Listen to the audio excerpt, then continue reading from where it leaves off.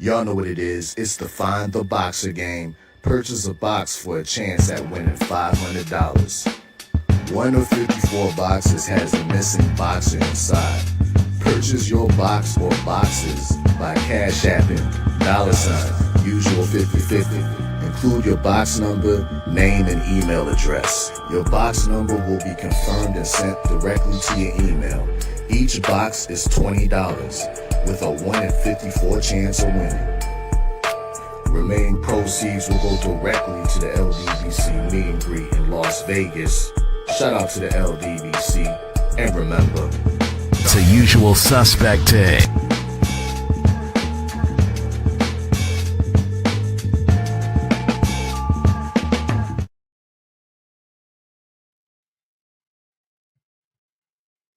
Brought to you by Usual Suspect 6. Say a couple of 100 yards down the road, I gave myself 50-50. Brought to you by Usual Suspect 6. Say a couple of 100 yards down the road, I gave myself 50-50.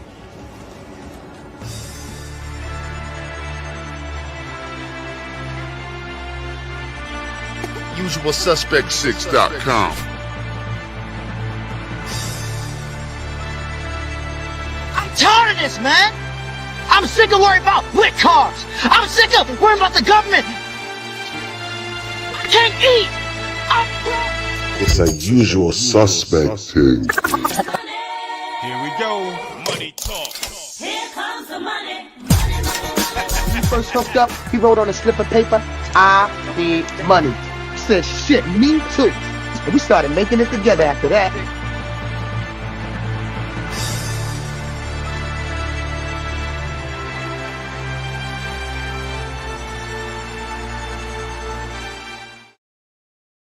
In when we standing on business, I'm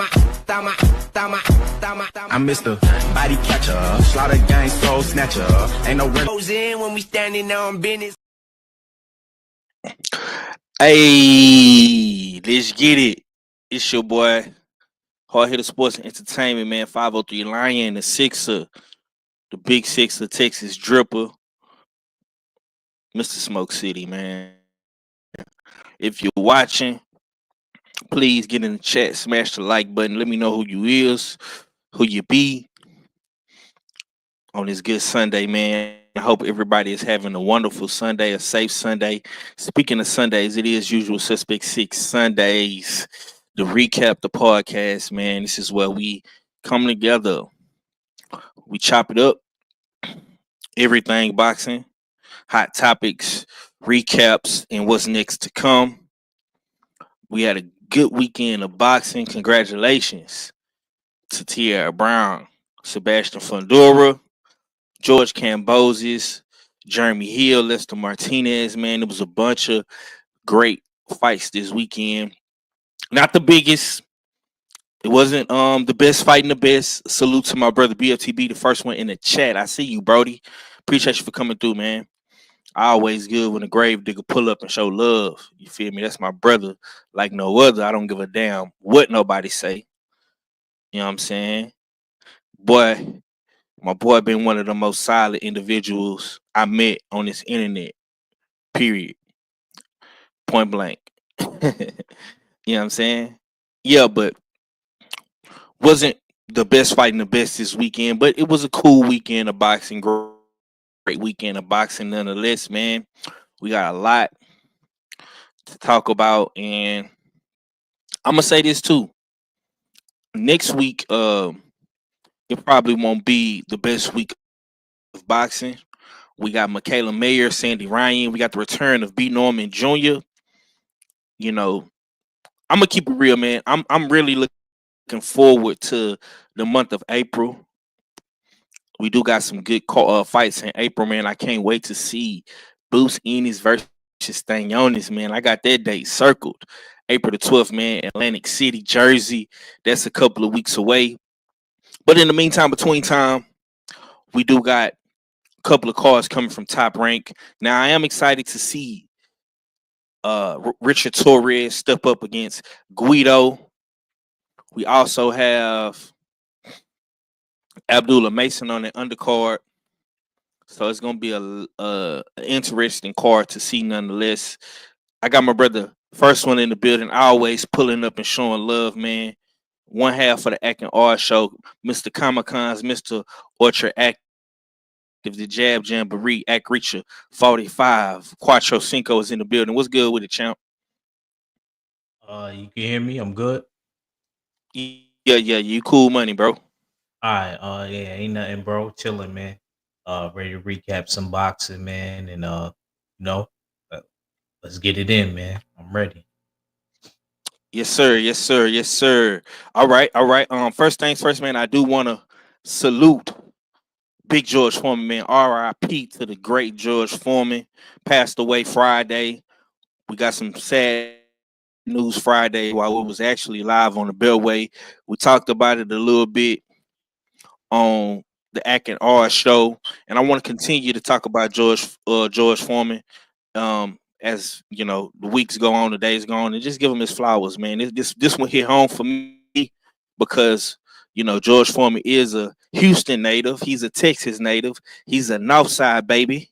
He's a Texas baby like myself, man. So once again, salute R.I.P. to Big George Foreman, man. I got the good doctor in the building, man. KG underscore, you know what I'm saying? Whatever you want to call him. That's my big bro. He keep it real like no other, and he don't give a damn how you feel about it. What's going down with it, K? What's up, fellas? What's going on? What's going on, chat? Shit, man. I just seen the link, so I was like, man, am I late? I ain't know Mm-mm. what's going on. I'm trying to recuperate from last night, man. Trying to get myself back together, get my faculties back in order. Had a long night. Yeah, I seen you on the town last night, big bro. I seen you. You was willing and dealing, huh?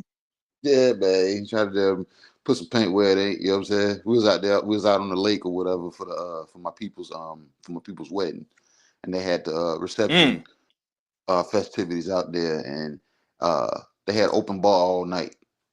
So, so you know what that is. You know what I'm saying? Then the DJ got popping, everybody got the dancing and stuff. The ladies got loose.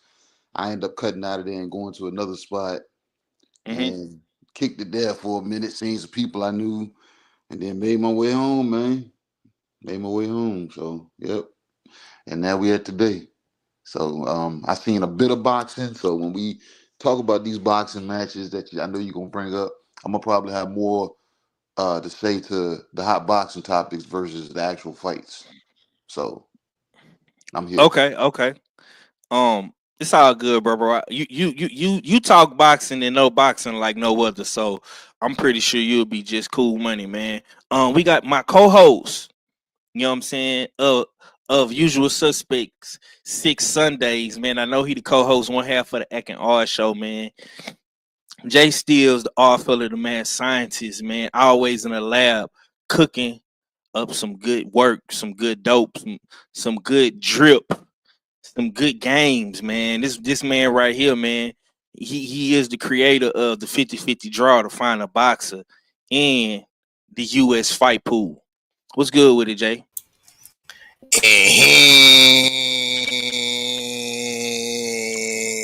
What to do, what you saying, what to go on at your favorite, your most hated art filler back for another one. As usual, Suspect Sundays with Mr. Texas Drift 503 line. You know, dig, smash that like button, share that stream, damn right. It's a usual suspect thing. Mm, Am I not mistaken? Is that the grave digger in the chat? that is, man. Is that the That's the grave dig. five? I'm calling out the grave digger. You know what I mean? Because it would be lovely if we could have a man of the grave digger's stature Mm, within the US 6 fight pool. So I'm mm, calling you out. You know what I mean? I'm calling you out, BFTB, the infamous grave digger. I mean, mm, to pull up on us for a season, which is 3 months. We do fight pick'ems, you know what I mean? Championship fights, main event fights, uh, uh, and some interim championship fights, but you know what I mean. You'll see what it is when you get the fight cards and whatnot. But I'm calling you out to come join the league, and that goes out to anybody else that thinks they can hold this crystal ball and think they can predict the fights better than any one of us. You know what I mean? So there still is time. The league starts Friday, March 28th. You know what I mean? We're really looking for one more player, but we solid. We a solid league as it is, five in the dig. So yeah, I'm really looking forward to this. It's going down. But BFTB, yeah, the invite is open. Man, okay, so real quick, Jay, let the people know what they got to do to enter the fight pool and kind of break it down and tell the people really what it is and like what's the the prize at the end of the road. Indeed. Well, salute to Supreme Beast Boston Talk. You know what I mean? Of course, with bullshit on the Beltway, it's been a steady tradition where we pick Saturdays and sometimes Sunday night fights on the Beltway. You know what I mean? And we always used to have this discussion of who has the best pick'ems. You know what I mean? Who picks the most time? And we talk a good game, but we can never have no receipts to back that up. We didn't have no documentation. So this is where documentation comes into play with the US6 fight pool, and we're also opening it up not only to us usual suspect 6, but to the rest of the suspects in the chat.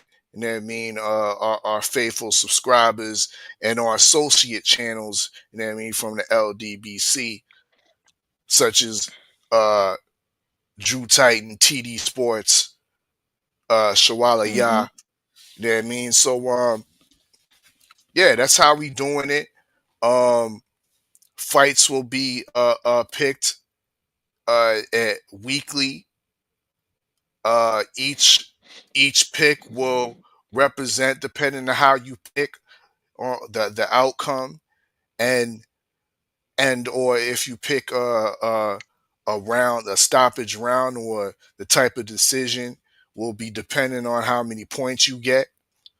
And at the end of the season, at the end of the 3-month season, those points will be tallied up for your ranking, and we will also count the amount of times you won and the amount of times you ate crow. You know what I mean? So all that will be posted on the weekly leaderboards, which will be shared with all the participating channels and subscribers. And at the end of it, whoever has the most points will win the pool, the US fight pool. It's a $10 entry fee, and that covers all your picks within the 3 months. You know what I mean? So that entry fee goes into the pool and goes into the winnings. We are also offering to the winner, of course, courtesy usual suspect 6, the drip.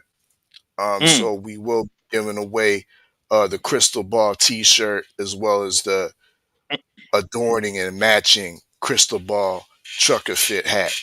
You know, dig. So yeah, that's what's on our, of course, of bragging rights as well. You know what I mean? But yeah, fight pool, US6 fight pool. If you want to get in, it's $10. $ usual 50/50 via Cash App. $ usual 50/50 in attention to the US6 fight pool. It's easy as that. Yeah, man. So you get a hat, you get a shirt, and you get some money. So I want to ask you this before we move on. So let's just say we got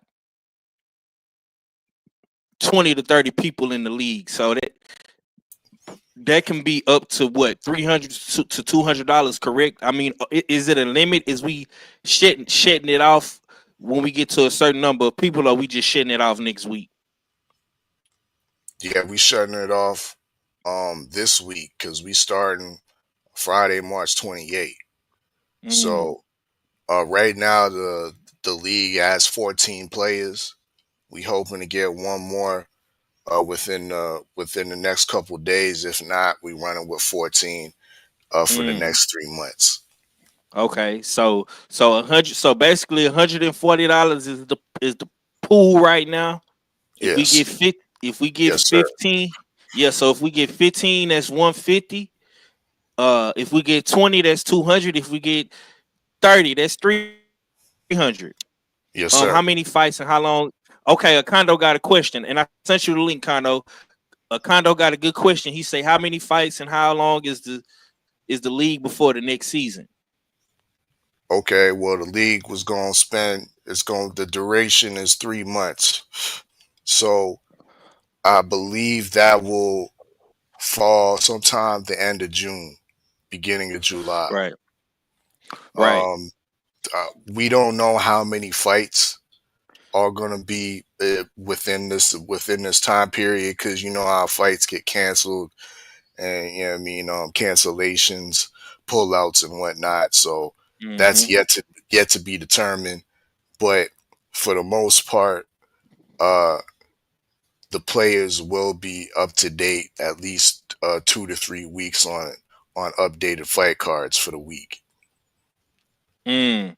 Yes, sir. Yes, sir. Hey, Condo, if you want to get in, bro, you can hit us up on IG US6.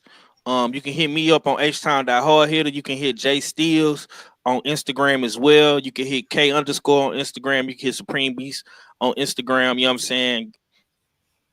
We Indeed, any definitely one of look. us. Yeah, you could definitely hit any one of us. I'll plug you into the chat.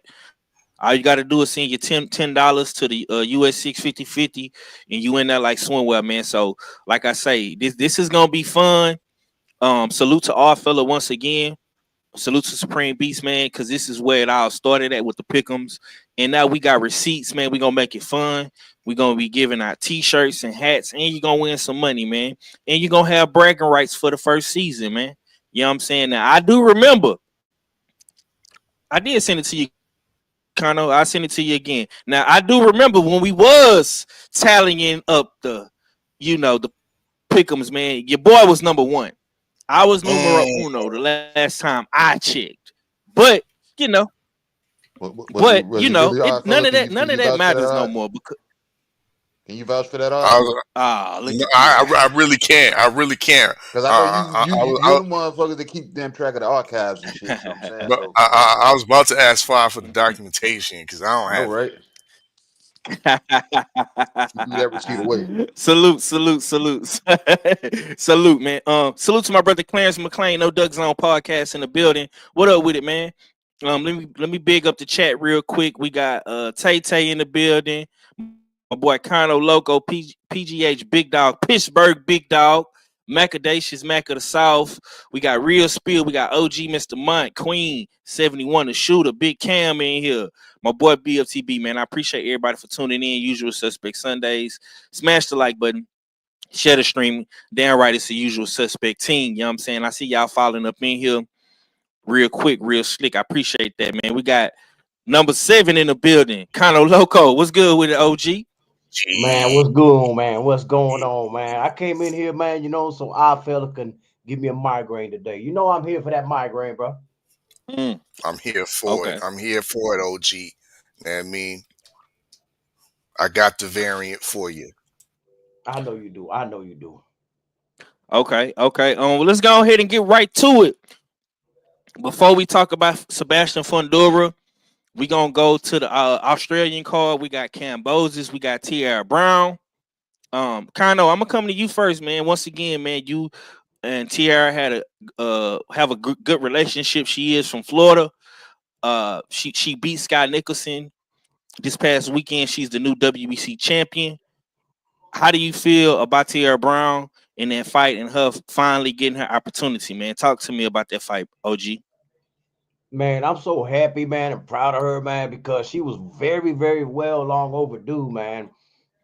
All Scott Nicholson kept talking about is what has she done? What has she done? When Scott Nicholson herself was spoon fed while Tierra Brown was getting it out the mud. She had a very, very, very high amateur background. Tierra Brown did. Let's not act like she ain't have no, credentials be backing her. It wasn't her fault that people kept ducking and dodging her and avoiding her because they really knew deep down inside that they couldn't mess with her, bro.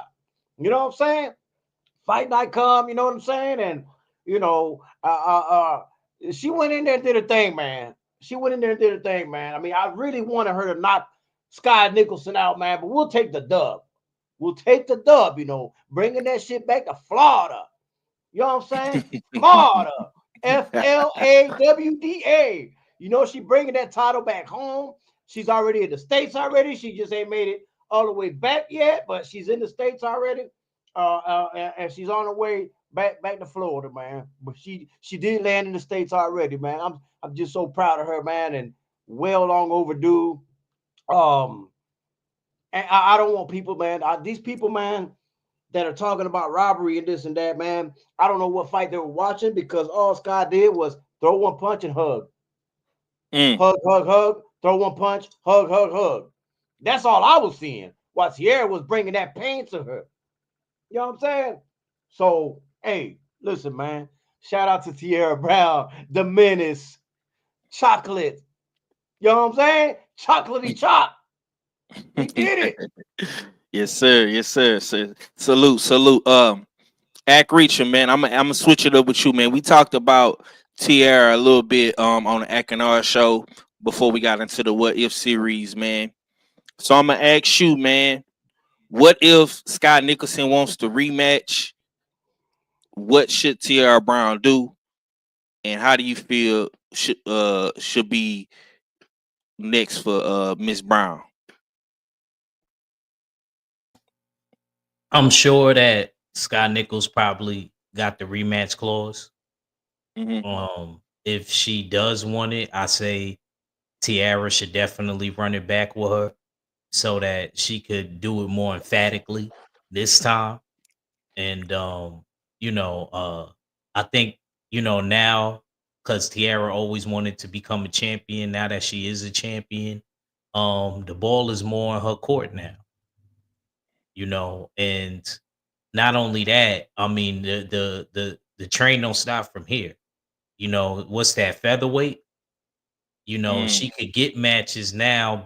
If Amanda Serrano doesn't leave after she fights Katie Taylor, you got to remember Amanda Serrano still got, I believe, a couple belts over there at 126. So she got so many options. After the rematch, and she could pull off another win on Scott Nichols, that she could even go up. Because they let a lot of the ladies keep their belts and go up and fight. She could even go to 130 and make it happen with Alicia Bumgarner. So, I think the doors have opened up for her because she won the title. Right. And I think she holds the cards right now because, I'm pretty sure she was the underdog. Not by Kano's estimation or any of us, but, amongst the mass public. I feel like now, the ball is definitely in her court and she can make a lot of things happen now. She could go up, she could stay there, she can move around now. So I'm very happy for her. And that's a fighter's dream, to become a world champion. Yes, sir. Yes, sir. Yes, sir. Okay, let's slide over to the four correspondent, man. How did you feel about Scott Nicholson not living up to the hype, man? A lot of people would say this was one of her first real true step up fights. She fought a game American fighter, a dog with a lot of background experience. You know what I'm saying? And an amateurs, highly ranked amateur. What does the four correspondent have to say about Tierra Brown and Scott Nicholson? It showed Scott Nicholson still possesses a beautiful jab, but not much after that. She's very much limited with her overall game. It's almost reminiscent to how the fight kind of turned out between Clarissa Shields and Savannah Marshall, where we saw exposure of Savannah Marshall's inside game, a game in the close range. Like OG Khan was saying, the girl Sky Nicholson, all she was doing was punching and grabbing. She had no answers as far as putting together punches on the move. She had no answers as far as dirty boxing on the inside, uh, clinching and punching, or tried to make room on the inside for her own combinations. She don't have that in her game thus far. So as we see from Tierra Brown, she does have that in her game. She has many facets and tools in her game, and the skill set definitely overpowered what Scott Nicholson and the jab was bringing to the table.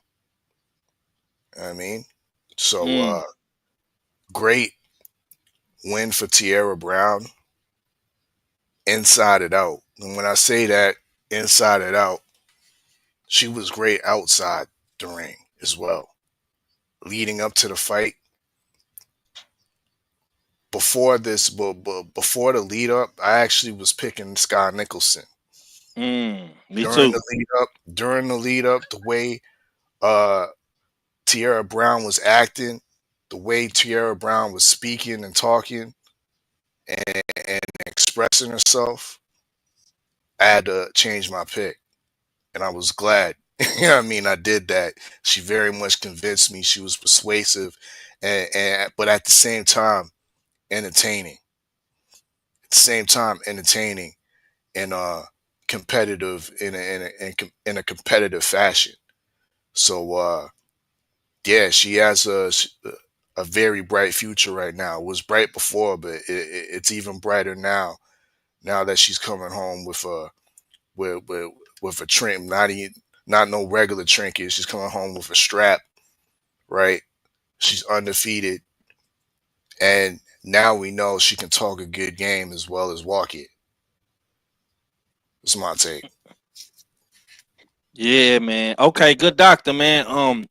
I don't know if you seen the fight, man, but what do you want to see next from Tierra Brown? Do you want to see a rematch, or do you want to see Tierra Brown move on and possibly unify the division that she's in?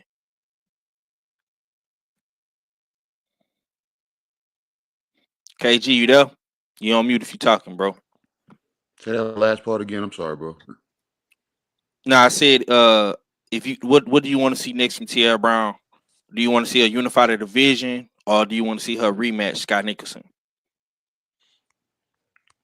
Um,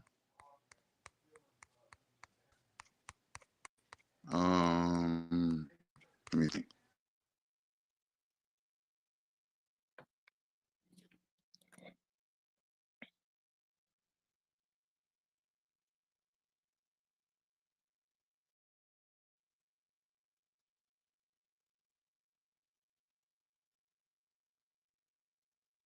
Oh damn, you really thinking for real, for real? Damn, G. We are live, KG. uh, okay. Acondo say he want to see both. Oh, so you want to see her get that get back, huh? I mean, run it back. Mm. Yeah. You got something for us, KG? Oh damn. Okay, my boy went into deep thoughts over there. Why he thinking about it? I say this, man. For me, oh shit, he went off. He probably got caught up in the rapture. For me, I say this, man. I think Tierra Brown really one of them ones for real. She really one of them ones for real because, like Kano said, and I think Kano know it best, man. She got ducked for so long. She never really got the opportunities that the other female fighters got. When you look at Clarissa Shields, who's another great amateur, probably one of the greatest amateurs ever. in America in boxing. Period. You look at Serrano. You look at Baumgartner. Hell, you even look at a Sky Nicholson. You know what I'm saying? Tierra Brown was not afforded those luxuries, man. I just seen an interview where Tiara said people was telling her to quit, telling her to give up. You know what I'm saying? You never gonna get your opportunity. And you know, she didn't do that. She stayed down, she stayed patient, she stayed consistent. She fought on the local shows. We all know about the local shows. We cover the local boxing in our area, whether it's our fella, you know, talking to the local fighters in his area, whether it's Kano talking to the local fighters in Florida, or KG and Red pulling up to the local fights in the DMV. You know what I'm saying? Agricha, you know, he on the grind right now. You know what I'm saying? For all the local fighters in New York. So we all know what it is when you're on that local circuit, and what you got to do to get to the next level. And I think Tierra Brown, she just made a way for more fighters that don't have the big promoter or the big manager or the big social media following to, you know, decode that matrix and slip through the cracks. You know what I'm saying? She did that. Me myself personally, I don't give a fuck if she rematches Sky Nicholson. I don't care. I really don't. You know what I'm saying? I want to see her move on, get that bag, make them big fights, you know, and keep on pushing. That's what I want to see. Me myself personally. KG, you back, bro? What you got? Um, I wouldn't mind seeing a rematch because I know that's what they're going to force because they still got their eggs in Sky Nichols' basket, or Eddie might be trying to put some in her basket. But but either it's neither here nor there. You know what I'm saying? But um, if they do run it back, because I thought that's what you were going to ask me. If they ran it back, how do I see it going? But no, but I don't know. I want Tierra to damn, you know what I'm saying, embrace it and take what's gonna start coming her direction now. But at the same time, I think for it to be solidified, they're gonna make her run that rematch back, and she's gonna have to really expose Sky in, you know what I'm saying, in that case, and she's gonna have to take the approach of being the bully. She's gonna have to rob her of the jab and force her to throw the punches that she, you know what I'm saying, don't want to throw, or she chooses not to throw. She's gonna have to force her to throw those punches, and then the savvy, you know what I'm saying, experience that she has, she's gonna have to find those spots in between and just pick her apart and make Sky just look like a chick that fundamentally just had a jab and she can sell it to kids, you know what I'm saying, that's starting out the box, but then they pull her out when they start throwing the rest of the punches. So, like I said, Tia's she lives the life of a fighter. You know what I'm saying? So that y'all saying her coming from having to get it from the mud and everything. That's old. That's the way of the old. You know what I'm saying? When you're a fighter, you got to get it. You got to earn that respect. And sometimes you got to go into the depths of hell to go get to it. You know what I'm saying? And she got the opportunity because Eddie thought this was going to be something that his girl was going to be able to get through, and he found out. And if Eddie was a part of our US 6 pool fighter pool, we already know what his record would be. So, you know what I'm saying? He'll be somewhere down the bottom, you know what I'm saying? Like heavily down the bottom, just floating. You know what I'm saying? So, but I can't really speak to what's really, you know what I'm saying? But I know in order to solidify herself, they're gonna force that damn rematch so she can say, yeah, y'all damn girl that y'all had, y'all little golden supposed goose that y'all was trying to damn put on. Yeah. I got her once and then I erased her the second time. So Okay. yeah, I would like to see the Okay. rematch just because of that. Got you. Okay, so real quick, man, we're gonna get into some usual suspect reacts, man. We're gonna talk about Kambozos in Africa. Hitchison's, man. This is the fight that's supposed to be coming next. This fight is set for June, as well as the as a Tank Davis Lamont Roach fight. So this is what he had to say to Kambozo's had this to say to Africa. Let's get to it. I'll see you soon. I know you're going to get a little bit of confidence from today, but you ain't anything like that. So very soon, I'll come back to New York, come back to Las Vegas.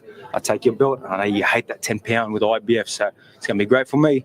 Let's go. You better not run. Fight me like he did today.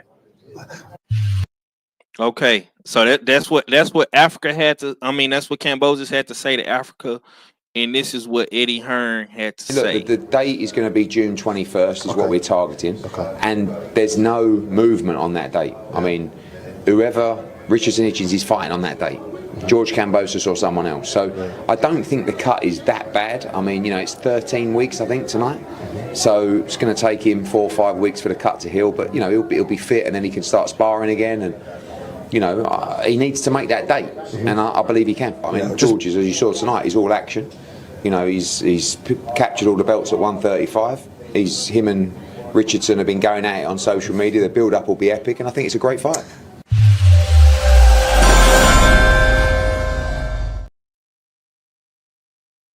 All right, man. Now let's slide back over to Jay Steels, the Oddfellow, the Four correspondent. This is foreign territory for George Kambosos. He say he coming back to New York, to Las Vegas to the title.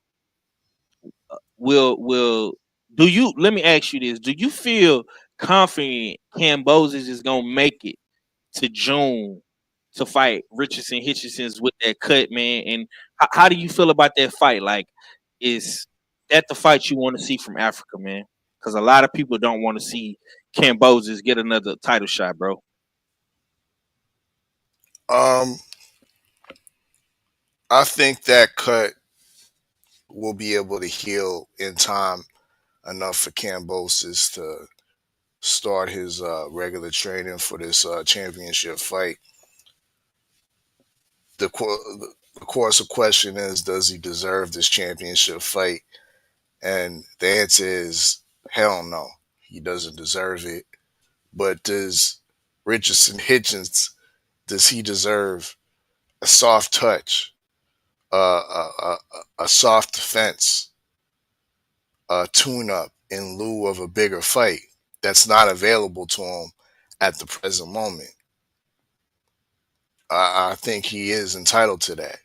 I mean, even if you want to throw in the fact that, we could have fought Subriel Matias, whether we like it or not, Kambosos, the former unified lightweight champion, still holds a little bit of cachet behind his name, and it might be arguably more than Subriel Matias. Yes, he did upset the apple cart when he defeated Tio in New York. Kambosos is, we can't discredit that his name is somewhat of a known commodity.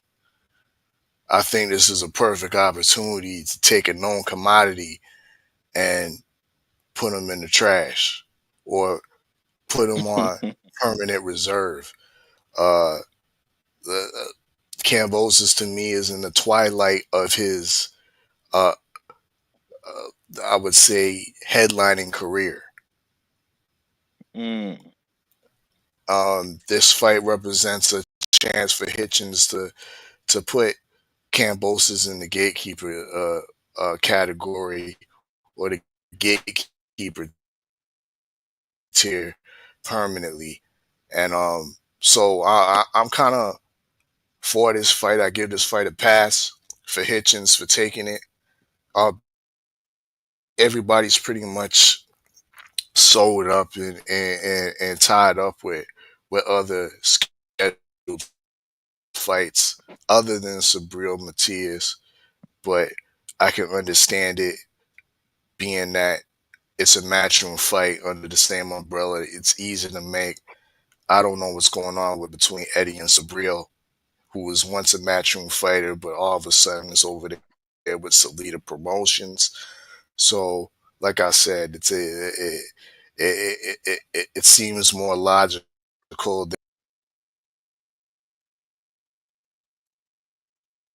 Oh shit, Art, you went in and out, bro. You yeah, you must have got caught up in the rapture too, my boy. Yeah, but I definitely get what you were saying though. Salute to you for that. That was definitely a good cook, some good insight. You know what I'm saying? We got Cadillac Red that then fell in the building. What's going down with it? Supreme Beast Boxing Talk, man. Uh, how is your Sunday going, brother? And how did you feel about Tierra Brown getting that dub? And how you feel about Kambozo's, man, getting that dub? And he said he coming back to New York to take the title from Hitchison's, man. How do you feel about all this shit going on, man, on this Sunday? Salute to the brothers, man. Hopefully you can hear me. I'm on my phone. I had to make sure I slid through, but I'm on the phone and shit with it. I sound good? Yeah, now you cool money. Go ahead, bro. Cook up. Okay. As far as Tierra Brown, I knew it. Y'all can't fuck with the police. You know what I'm saying? She then went over there and did it again in Australia fashion. Another champion bites the dust at home. They don't need no more home fights. Only person that need to fight at home is Jai Abatai.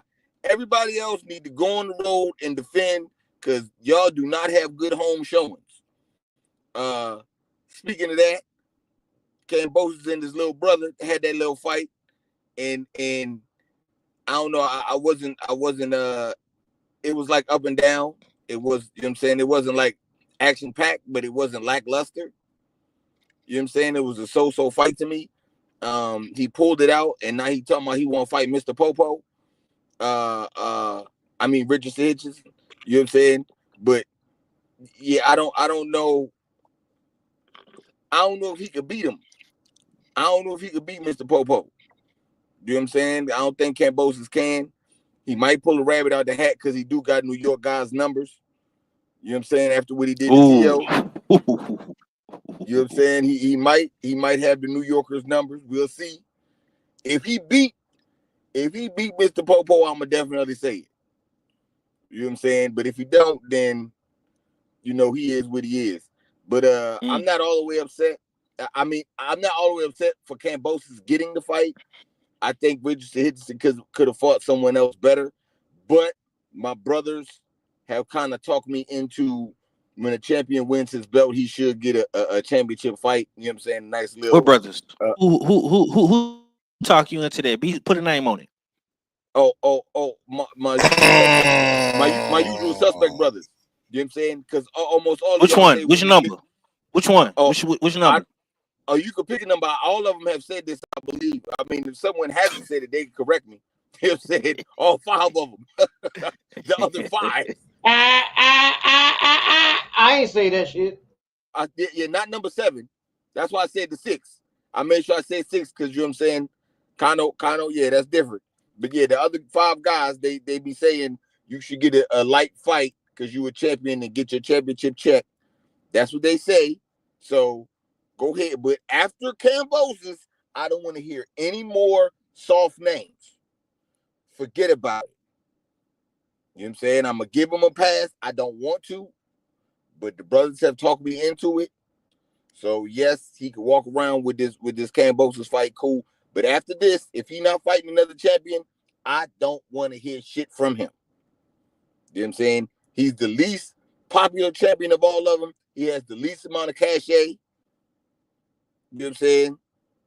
So you need to get to work the most, in my opinion. But that's what I got. Okay, we're gonna slide over to number 7, man, because he said, not me. Who you talking to? Not me. What you got on Kambosos, man, talking all this trash to Africa? They saying they want to do it June 21st in America, man. How do you feel about that fight, man? Is this acceptable in the world of Kano Loco? It is not acceptable at all. I get and I agree with our fella that, you know, when you do win a title, you should be able to get a soft touch. My problem is, why is it got to be Kambosos? He's like the least deserving motherfucker to keep getting these paydays, and we keep fitting this. We keep putting money in these pilgrims' pocket that don't deserve it. You know what I'm saying? This man loses and loses and loses, and comes back and he gets another shot. Comes back and get another shot. That's what we doing. We gonna feed the needy now. We gonna feed Australia now. That what we doing? You know what I'm saying? Hell no, I don't like the fight, man. He get a soft touch anywhere else he want to, man. I ain't got no problem with that. And after that, he got to face his mandatory, which is Matias. You know what I'm saying? But Kambosos, he didn't even look good. He didn't even look good yesterday. Talk about You know what I'm saying? He didn't even look good yesterday, dog. Like that's the guy that's deserving of a title. That kind of performance right there. Oh yeah, let's throw Kambosos up in there. Africa gonna whoop that boy's ass, man. 12 rounds to nothing. And might fuck around and drop Kambosos. If Kambosos think he gonna run up in there and steamroll over Hitchens, Hitchens gonna catch him with some hot shit, and he gonna find himself on his ass. Straight like that. That's how I feel about it, man. Dad, don't put that shit on me now, Red. Don't you put my name with that shit. Yeah, that's why I said. That's why I made sure I said 1 through 6. Because I'm on your side. I'm on your side, Kano. I don't really like Kambosos getting the fight neither. But you know, that's who he wanted to pick. That's who he picked for his soft touch. Go ahead. You got it. Nah, it's 1 through 5 because I never agreed to no bullshit like that, nigga. I'm from Texas, nigga. We don't do tune-ups in Texas. Fuck out of here. KG. Yeah, y'all niggas just do layoffs. They didn't call it. They didn't Long call it a tune-up. layoffs. They didn't call it a tune-up 5. They called it a soft touch or whatever. You know what I'm saying? You know, they definitely had another word for it. Shit, man. These boy, I put that little shit up there. They start shooting, y'all. Long layoffs. God damn, nigga. Get him, weed. Get Get him. Motherfuckers and shit. Get him, weed. Stop fucking with the 6, man. All right, KG, give me your thoughts, man. Hitchens versus Kambosos, June 21st, man. How do you feel about the fight? Is this fight acceptable to you? I don't like it. I don't like it. But it should in all actuality, if Hitchens goes in and do what I believe he's going to do, this is going to be Kambosos' third fight against Devin Haney. and he might get stopped this time. You know what I'm saying? Because like I said, his voice and his bark is a lot bigger than what he does in the ring. He's scrappy. You know what I'm saying? I give Kambosos that. He gonna come to fight, but he ain't got nothing. You know what I'm saying? He the dude that's gonna talk a good game. Like if you had a conversation with Kambosos on the phone, you might be a little bit intimidated. And then when he shows up, you might see the damn energy still. But then once you start beating on him, you like, bro, this nigga ain't got shit to him. And I think that's what's gonna happen. Africa's gonna damn put that jab on him and start lining everything up behind it. And after that, Kambosos is gonna be reaching. You know what I'm saying? Because his arm's too short. So, like I said, it's like I don't like the fight. You know what I'm saying? But I don't even want to call it a touch fight or a light touch or whatever the fuck Red was trying to run down the list and people doing layoffs and it's just a dumb fight to me. I don't see the point. It's like it don't move nobody in no direction. You know what I'm saying? Kambosos loses, he stays where he at. You know what I'm saying? Because nobody cares. They still gonna damn be able to slip him in the fights for people to beat up on. He's not a gatekeeper. He's the mat that you trip over getting to the gate. You know what I'm saying? That's all he is. And in Africa, bro, you need to be still going up. Your trajectory should be going up right now. You don't need to be. I ain't say you take the toughest fights, but it has to be going up. Kambosos is not it. He's already been found out. Like I said, he was a one-hit wonder. So I don't like it. That's my final feelings on this fight, man. All right. Salute to the chat. Usual Suspect 6 Sundays. We got my boy Southern T up in the building. We got Tennessee, Memphis in here. We got my boy D-Man, Eric O in the building. My boy D-Man say, we might lay off, but when we come back, we fight the best. How about that? See that? See now you done motivated me to say something, D-Man. Let me say this before I pass it to New York cities. Before we go to Manhattan. Let me say this. Look, how much stock is we gonna put into some shit that happened damn near 4 years ago. You know what I'm saying? It's do we really think that high of Teofimo Lopez? Like for real? Because that's what Kambosos is holding on to, because he ain't done shit since he beat Teofimo, but lose to Devin Haney twice, whitewash twice, 24-0 skunk twice, get put on a t-shirt by Lomachenko, have a lackluster performance against Maxie Hughes. What is we talking about? That shit. We talking about being outside. I hear you, my brother. But when you're outside, what is you doing? Is you making statements while you're outside? Is you outside? That motherfucker belong in the basement, all fellas. Shut up. Tell that to Eddie. tell that to Eddie, who had him headlining in front of your girl, Officer Tierra Brown. Huh? Watch your mouth. Watch your mouth. Yeah. You going too far with this shit, bro. You're going too far. Now look. This is the thing. I don't really care to see this fight. I don't really care. I'm like Kano, bro. I'm not giving him a pass. Africa, you talked all this good hot shit. How you want to fight this guy? You want to do this? You want to do that? Woo. You from New York cities and all this and all this. You talked all that good New York shit. But you're giving us this when you come back to New York? All the great fights that happen in Barclays and in the Garden, you giving us this shit? Trash. No, sirree, Bob. You got to do better, brother. It's too many good fights that be happening in New York for you to do this. You should have just went ahead and fought Matias and said, fuck it. But see, you're acting real Danny Jacob-ish. The other Brooklyn guy, you're acting like Danny Jacobs. You get that title and you start moving and acting funny. You feel me? And I don't want to hear nothing about, oh, Teofimo ducked. Teofimo ducked me. Nah, bro. Nah. I don't want to hear that. You can't give the man a grace period. No. Yo, the youngin just touched the belt, my dude. You acting like he been here, like he a long reigning champion. You think Kambozo deserves another payday? You think he? Bro, that's what I'm saying, bro. It's more so not about Africa, bro. He's fighting him, Kambozo, bro. All of the dudes at 140 you could have picked, and you giving that motherfucker a chance? He ain't pick him. Our emotions and anger is pointing to the wrong dude. He did pick him. What do you mean he ain't pick him? It need to be pointed to Eddie. How did he pick? How did he not pick him? Eddie's the one that's put this in play, bro. Yeah, okay, but do you know what, man? The fighter dictates what they want to do. He could tell Eddie, hey, I want to fight my mandatory. That motherfucker ain't no mandatory. That's a voluntary. It's voluntary.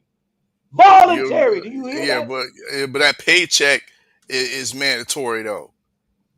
Bro, he would have got the same thing fighting. He probably would have got more fighting Matias. More, especially in New York. If he fights Matias in New York, with all the Puerto Ricans in New York, and plus he from New York, come on, bro. Don't tell me no, bro. Don't nobody give a fuck about no Kambozos in New York City.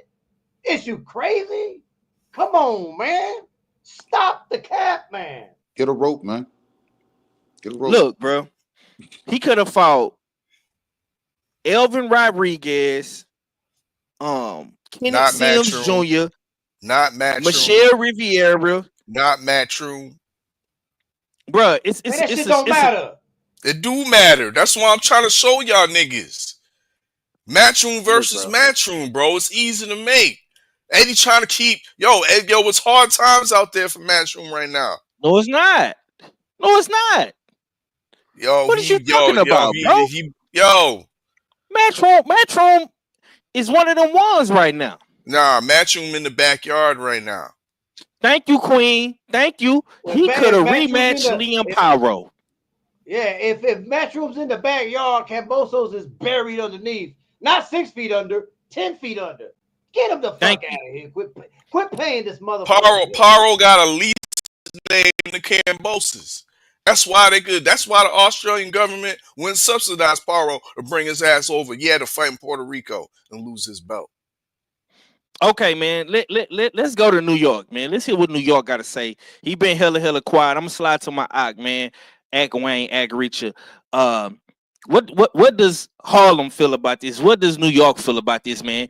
Is you cool with Kambozo coming back to New York City to the scene of the crime, where he put a New York fighter / Florida fighter on blast?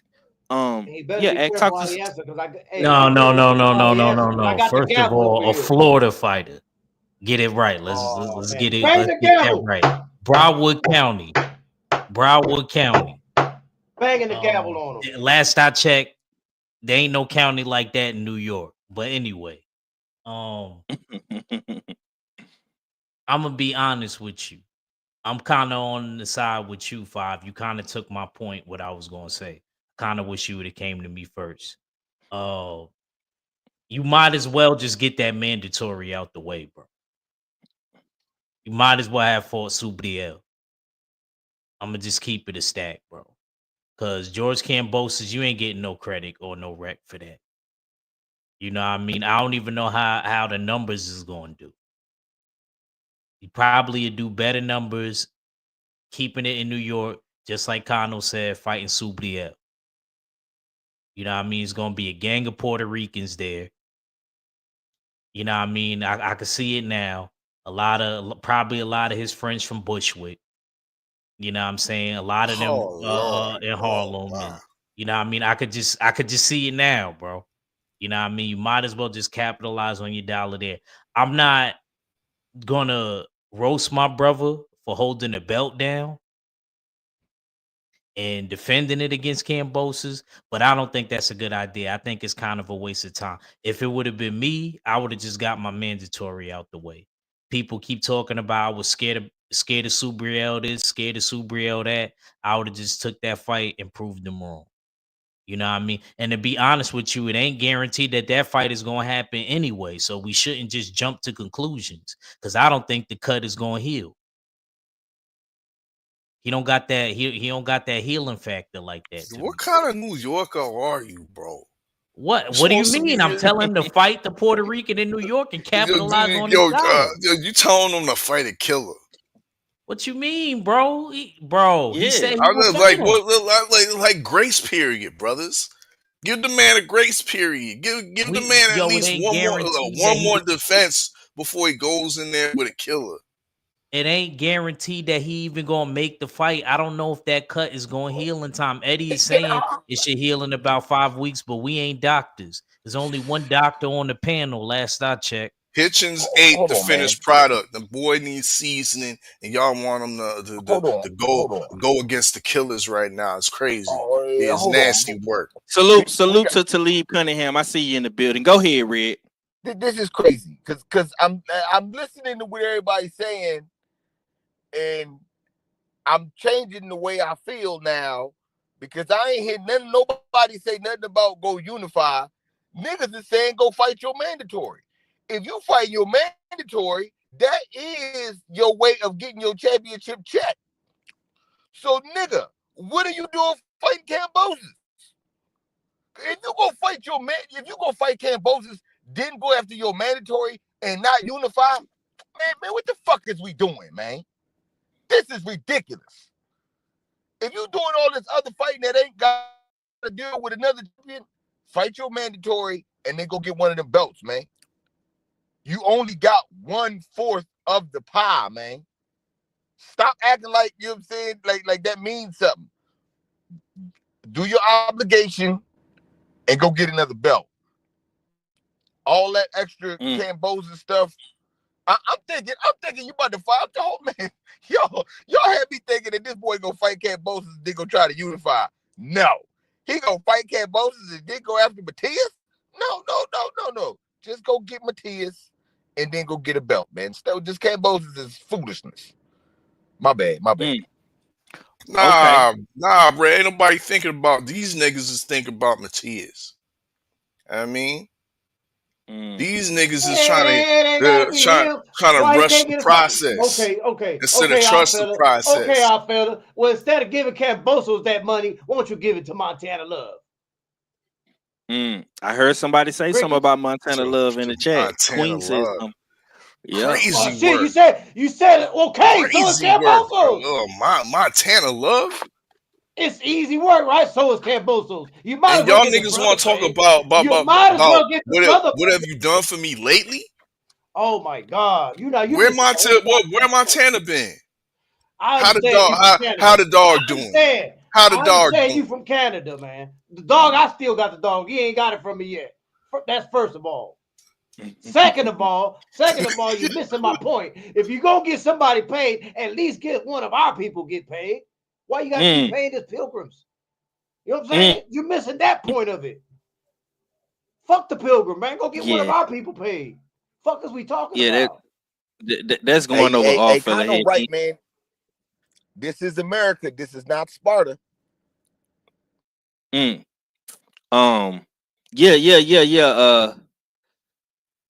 OG Mr. Mont say put some Neosporin on that cut. It'll heal just fine. Montana Love, question mark. Let's see. D-Man says he say he need to be strap season if he talk mad shit about other ninjas fighting low levels are talking ish to people fighting top competition saying they look bad. I mean, hey man, you said it, not me, D-Man, but it seems like that's what's going on, man. You know what I'm saying? Richardson's been talking shit about all these other dudes fighting better competition, but you're giving us Kambosos, brother. Come on, man. Don't do that. All right. Moving right along to the next fight in America's, the other championship fight. We had Sebastian Fundora, the Towering Inferno, take on Cordell Booker, the give Booker, but it was no gifts being given. We had Fundora get a 4th round stoppage, dispose of Cordell pretty much in 4 rounds. It was easy work. You know what I'm saying? Point to the easy work, man. We got to point towards Cordell Booker. Salute to you, though, man. You definitely, you know, you did what you could, man, but what you did was not enough. But leading up after the fight, man, some interesting things led after the fight. Xander Zayas was in attendance. He is the WBO mandatory for Sebastian Fundora's WBO title at 154. And you know, he was trying to get a face off with Sebastian Fundora, and they did not want to do it. This is what my man Xander Zayas had to say. And I just wanted to, do a little face off just to have a little idea of what he looks like in front of me. He actually didn't seem that tall. Obviously, he is taller than me, but didn't seem as taller. He's not as tall as you thought. Yeah, Was that the first time you guys met? Yes, that was the first time we've seen each other in person. So I thought he was going to be a bit taller than what he actually was in front of me. But his sister, Gabriela Fundora, said that there was no need to do a face off. All right. That's what so she Xander running the Zayas show had now. to say. She running the show now. Gabriella, also very disappointed in her. Yeah, I'm coming straight to you, Akricha. Also, Baki Murtazalev came out and he said, "Congratulations, Fundora, great performance. I'm ready." Fundora also said Baki's name as well, with the unification. And let's go down. Let's see. I'm trying to find the other clip with Xander Zayas on there, because Xander had something else to say as well. Let's see. Give me 1 second. Hold on. I'm coming straight to you, my boy. Oh, there you go. I see it. This was Xander Zayas had to say as well. If Sebastian Fundora decides not to go the WB route, and wants to take up a unification fight with Bakram. What are your thoughts on that? How would you feel about that? Well, I just feel like there's no other route for him. There's no other route for Sebastian Fundora. If he decides to go somewhere else, he gets stripped because I'm the mandatory guy. He has to defend for the WBO. He hasn't done that yet, and I'm the next guy up. So that's the only route he could go if you want to keep his WBO title. If not, he'll get stripped. All right, Ag Reacher, man, give me your thoughts on Sebastian Fundora's performance first. How did you feel about the fight? And how did you feel about all of the outside antics that went on last night? And how do you feel about what Xander Zayas is saying and what he's doing, man? It seemed like my boy Zayas is applying pressure. How you feel about all this? Well, let me talk about the performance first. You gave me a lot to unpack. But as far as the performance, I gotta admit, for somebody that been on a little extensive layoff like Fundora he actually looked really good. He didn't box this time. I told y'all he will revert back to his old ways, man. I told you he didn't box at all. I ain't see no jab this time, but at the same time, I can't blame him because he had to go off of what Cordell Booker was giving him. And Cordell Booker, he was timid. He was moving around a lot. I think Fundora was able to read that he was hurt. And Fedora, he didn't take no times off. Watch them elbows though, champ. I didn't used to see them elbows before. Starting to see them elbows come into a lot of play ever since the Tim Tszyu fight. Just keeping it a stat. You won, but I'm just saying. You know what I mean? That's like the 5th time I done seen you get warm for elbows. But he looked it good, man. 5, you about to be mad at me. I'm glad Earl didn't take the fight. I know Cordell Booker ain't no Earl. D-Man gonna be mad. He gonna be talking trash to me and texting me later. Everybody else is. I'm glad Earl didn't take that fight. Earl is a smart man. Give Earl his respect for being smart. Because I don't know, bro. And to be honest with you, as much as I'm rooting for Xander to beat Fundora, I'm a little nervous about that fight. I'm going to still go with Xander. And I respect Xander for being there and pulling up to the fight. And Conor was completely right on True Spills yesterday when he said Xander going to take it. Conor said he ain't going to step aside. He going to take it. And everything last night showed me that he going to take it. But there's some holes there. And I think Xander is a better pure boxer and counterpuncher than Fundora. I think the hardest thing for Xander to overcome in that fight is going to be the physicality. Now, as far as everything that's going on, as far as Xander going there to size him up, Xander did the right thing. Xander did the right thing by coming there. You know, he's being a gentleman about it. You know, met up with him. I didn't know Gabriella. Look at D-Man. I didn't know Gabriella was the one that said, nah, we don't need no face-off. I didn't know she was the one on Demon Time like that. I didn't know. I'm a little disappointed in her because it looked like he wanted to do it, but Gabriella, you know, little sis was like, nah, man, don't give him no love. So, you know, and then Xander, him talking about it after, you know what I mean? I give mad credit to Xander, man, because Sebastian Fundora got a lot of experience, bro. He been in there with a lot of the top guys at 154. And for Xander to just put it all on the line like that, you know, mad respect and credit to him, man. You know what I mean? This is why he's like my favorite Puerto Rican fighter as far as males.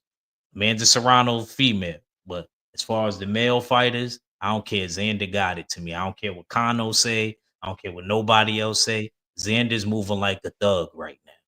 You know what I mean? He came. Let me ask you this, bro. What do Earl Spence got to do with this? Huh? No, I'm just saying I'm glad. I'm pleased. I'm glad he didn't take that fight. I'm happy. I'm so glad. What you saying like he would have did the same thing to Earl Spence? I don't think he would have did the same thing, but oh, you saying Earl Spence got his ass say it out.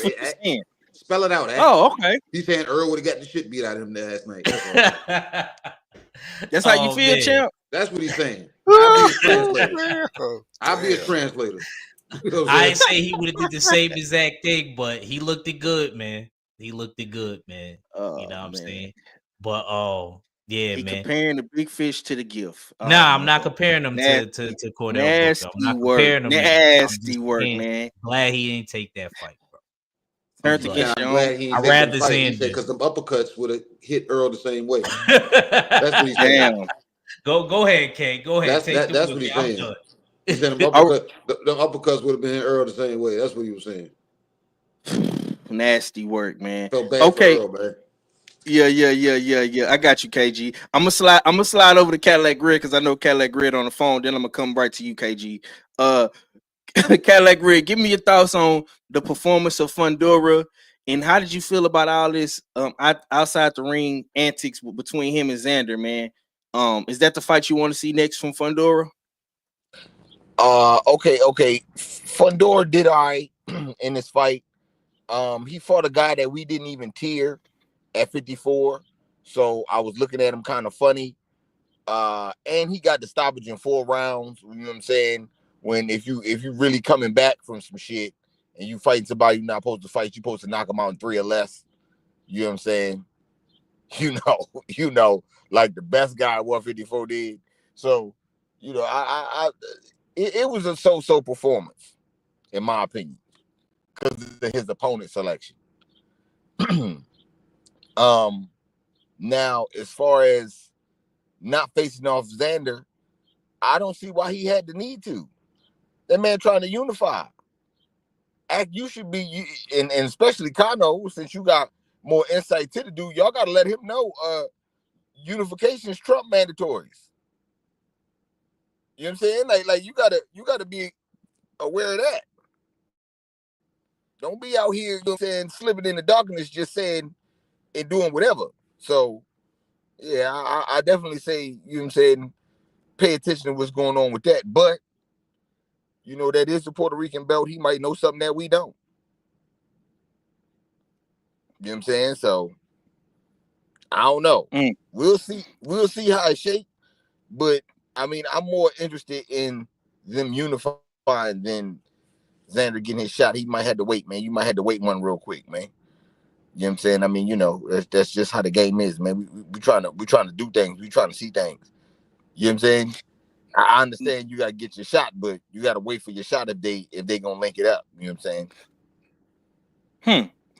Did we tear up Brock Jarvis? Did he make the tier list? I don't even think I don't think the best at one I don't think the best at 154 made the tier list neither though. You know what I'm saying? See, when we did that tier list for them, we didn't know that they was gonna be up there, you know what I'm saying? That there was gonna be statements made. So, that was different. These guys right here, that dude been at 54 for a minute. You know what I'm saying? So that's why that was different. So what does the best fighter at 154 in the Red Factor's eyes? What does he end up in all this? Whoever want their ass whipped, you know what I'm saying? You know what I'm saying? Just step on up. You know what I'm saying? We will, it is what it is, man. You know what I'm saying? And we'll go get that WBA if we need to. But yeah, you know what I'm saying? Whoever want their ass whipped next, as far as you know what I'm saying, one time go, yeah. Whoever, you know what I'm saying? And Tim Zoo on the list. You know what I'm saying? Tim Zoo raising his hand. He about to get elected 5 days. That what you like to say? He campaigning like a motherfucker. He about to get an election. Bum. Yeah, that's gonna be him. You know what I'm saying? We banging the gavel.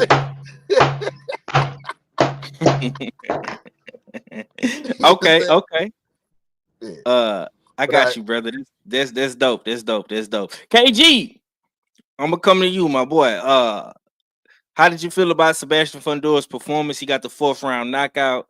And what do you want to see next from Fundora? And what's the good doctor's thoughts on all this outside the ring antics with Xander Zayas? He did not want to do a face-off with Xander Zayas. Lil Sus said, fuck out of here, nigga. No face-off. I didn't see the fight. I just saw the highlights. You know what I'm saying? Okay. And Ack said it. I think Ack said it when he was saying he didn't box. He came out there and he fought him. And Fundora is able to do that when he's against those guys that's not jumping in his chest. You know what I'm saying? Like Mendoza did. Remember when Mendoza he was able to damn take off on him and throw looping punches before he could get set. Every time he went back to get on the reset, you catch him when he's off. You know what I'm saying? When he's not set. Booker didn't know to do that, and I don't think he had the aggression in him to do that. Like you see him try, but when I start seeing Fundora being able to be comfortable, and I call it's like a hidden uppercut. That man is like because his arm's so long, you don't see it. So once that hand leaves your view, you don't know when it's going to come up. That's the thing about it. So when it finally came up, and that's why it was like, bro, he likes to still fight on the inside, but he can do that because, like I said, his arms being that long, he knows how to throw hidden punches that you won't see because, like I said, once that 84-inch arm drops out of your line of sight, you got to sit back and either fall back on the outside, which you don't want to do, or try to time when you're going to next time you're going to see the flash of that glove. So he was able to hit Cordell Booker, you know what I'm saying, with those uppercuts, and he was just slipping them right in between his damn gloves every time. And Ack was saying about EJ, and I'm like, yeah, you've been out of the ring too long. And being the pressure fighter that we know EJ is, he was bound to get caught with some of those uppercuts. And I'm just being real. You know what I'm saying? He was bound to get caught with some of them. Fundora needs the I'm halfway with Red. You know what I'm saying? You need to go for unification, but I like Xander. But at the same time, I don't like this fight for Xander, but I kind of do because as long as Xander stays damn, you know what I'm saying, with the dancing shoes on, he's able to go, you know what I'm saying, use the lateral movement. Fundora might have to damn go fishing for a lot of work with Xander. But the downside to Xander ain't clutched his man strength yet, so he ain't got that pop. You got to be able to pop Fundora.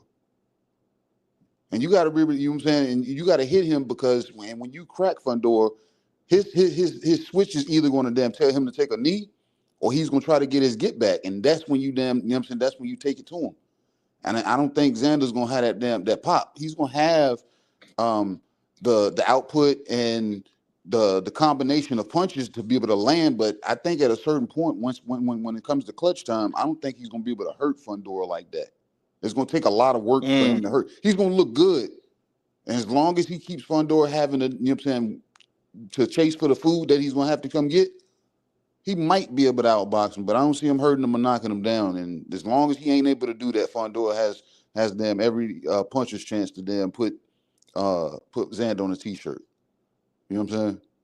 So it's a good fight, but at the same time, I could take my fandom out of it and say it ain't a good one for Xander right now. Because a lot of fights I like for Xander, but they're not good right now because the kid, he can fight, but it's just the pop just ain't there. I don't think he's gonna be able to keep some of these guys off of him. You know what I'm saying? He's gonna look good. He's just not gonna be able to keep certain guys off of him. Okay. Yeah. So yeah, but yeah, Fundora needs to unify or go ahead and see what Xander's talking about. Man, okay, let's slide up to Kano, man. Let's go down to Florida with it. I want to hear what Kano got to say, man. Give me your thoughts, man. Fundora, 4th round knockout against Cordell Booker. How did you feel about the performance, man? How did you feel about Xander pulling up on Fundora? And what do you want to see next from the towering Inferno? Man, look, I ain't never been that big on Fundora, man. I think he's trash in my opinion, man. I mean, everybody making him out to be some kind of bad dude or something like that, man. I knew, first of all, I was probably one of the few that picked Mendoza to knock this dude out because I just knew that style was going to mess with him, you know. So, you know, shout out to Kano, man, for, you know, way back then recognizing Shout that. out to Kano for that, yeah. You know, I was actually wanting, man, I was really, you know, if I was in my feelings because I wanted Cordell Booker to win. I ain't gonna lie, just because of his story and shit like that. But it was just too much for him to do and to deal with, you know. So he tried, and you know, I give him props for that, man, that he tried. You know what I mean? As far as Xander goes, yeah, he does need to understand that unifications does trump mandatories. So if he is to go unify, Xander's not gonna be able to do nothing about that. But I'm gonna tell you what you can do, though, Xander. I'm gonna tell you what you can do. What you gonna get you some of that Some of that Charles Conwell smoke. You know what I'm saying? Y'all 1 and 2 in the WBO. One of us won. Xander's 1. Conwell's number 2. Get some of that Conwell work, man. You know what I'm saying? Now that's a guy that Fundora don't want to fight either. Conwell. Cause see, he ain't gonna be able to keep Conwell off of him.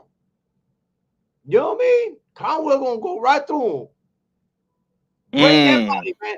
He gonna, hey, look, man, he gonna hit Fundora in the stomach and break his back. Damn. You know what I'm saying? I broke my back.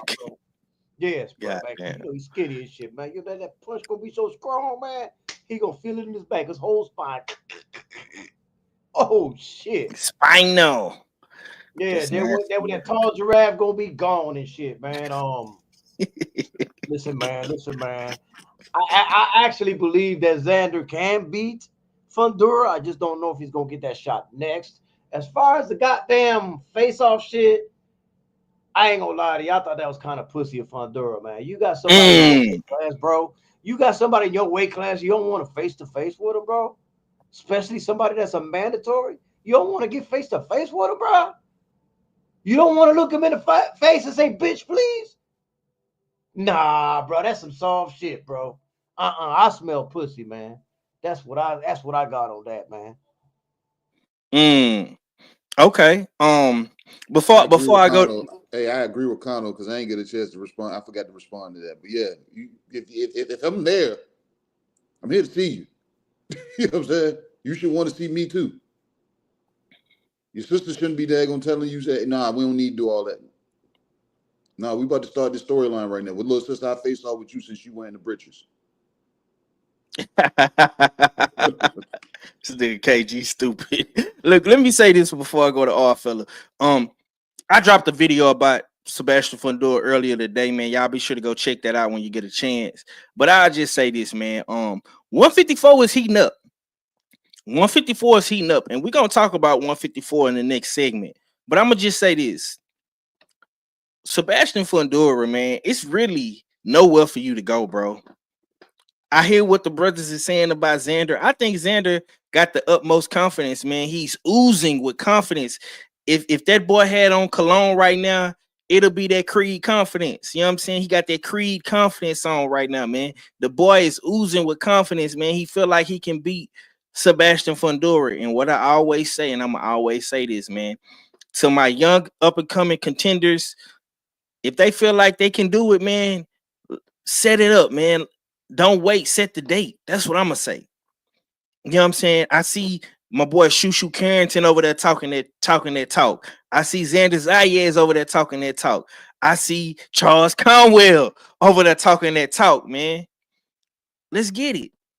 All fella, man. Give me your thoughts, man. Fundora, 4th round knockout performance.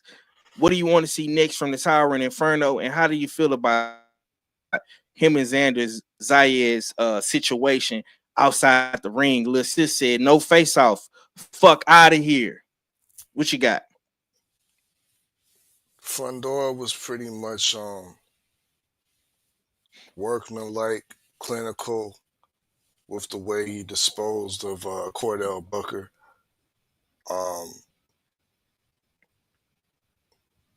That was a nice little victory after his little hiatus that he took. I didn't think it was going to be that difficult for him. Like I said, Cordell Booker wasn't a guy on any of our radars, and there was a reason for that. Now, with the whole situation with Xander Zayas, that was, to me, a whole move. You know what I mean? You don't let your sister get you out of a squabble, so to speak. And that's what essentially she did. He should have handled that right then and there.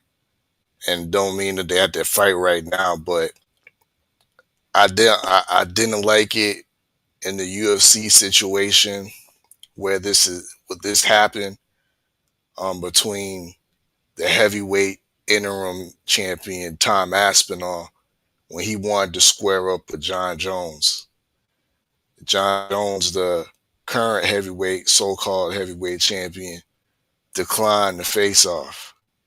Ever since then, Tom's been chasing after that shot. So that move that Fundora just played or just did, it rubs me the wrong way. I mean, it reminds me of that same move that John Jones was trying to pull. Now, that play can be redeemed. That whole move can be redeemed if he does a strong move and goes for unification. You know what I mean? And goes for that Bakram Young Baki fight. That's a strong move. But if he's doing all this to still look past a deserved challenger like Xander Zayas or like a Charles Conwell for the likes of still Errol Spence, because this is where this name still is still valid to bring up, because he still talks of fighting Errol Spence. That's egregious work, Five. Absolutely egregious work. If you're still looking for that fight while you have another great now active former champion and Keith one-time Thurman, and you looking past him for Errol Spence, absolutely egregious work, Five. Man. Okay, that was a lot to say. Okay, my brother Kano said he got to get up out of here. I appreciate you for coming through. Number 7. Before you go, man, give us your last words, brother.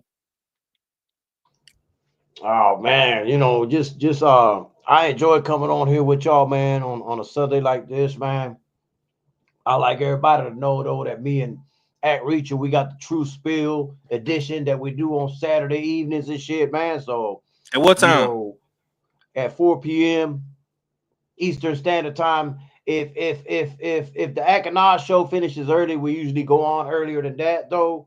But we put it at 4 just to give the Akanaj show, the space that it deserves and shit like that, man. But just be on the lookout as soon as Akanaj is over with. True Spills comes on. You know what I'm Yes, saying? sir. And appreciate everybody. Y'all smash the like button, man. Show some support, man, for the channel and shit like that, man. And shout out, man, to the LDBC. Kano Logo Yes, sir. TV, man. I'm up out of here, man. Man, salute to number 7, man. My boy Kano Loco TV, True Spills. Y'all be sure to go check them out every Saturday at 4 o'clock East Coast Standard Time, right after the Ack and R show, man. This is the type of shit I like, man. My brother's putting in that work, man. Salute to Ack, man. He be pulling double duties. You know what I'm saying? On the weekend, he come over here, Usual Suspect Sunday. He do Comic Cons. You know what I'm saying? Ack and R show Saturday, True Spills. You know what I'm saying? We working, man. We trying to create our own algorithm. You know what I'm saying? And yeah, man, I think my brothers is doing a good job. All right.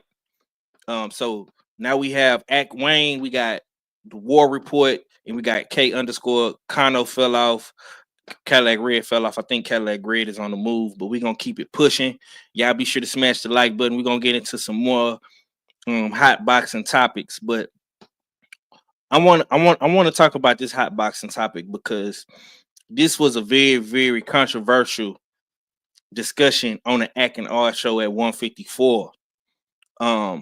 We got some new players that entered the game at 154. The likes of Keith Thurman has entered 154. So I want to kind of update the status of 154. And I'm gonna pass to R fella first. I'm gonna ask you this, bro. How do you feel about 154? Is this still one of the best divisions in boxing? And who do you think will be the last man standing at 154?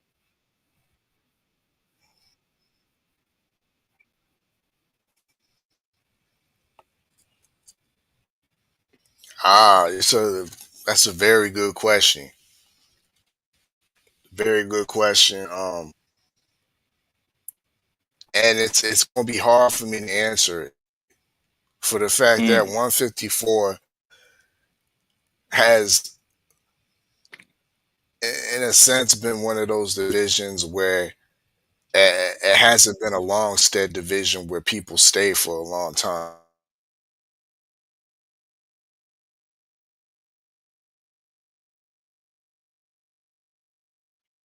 Oh shit, all fella, you fell out again, bro. I think you got caught up in the rapture again, brother.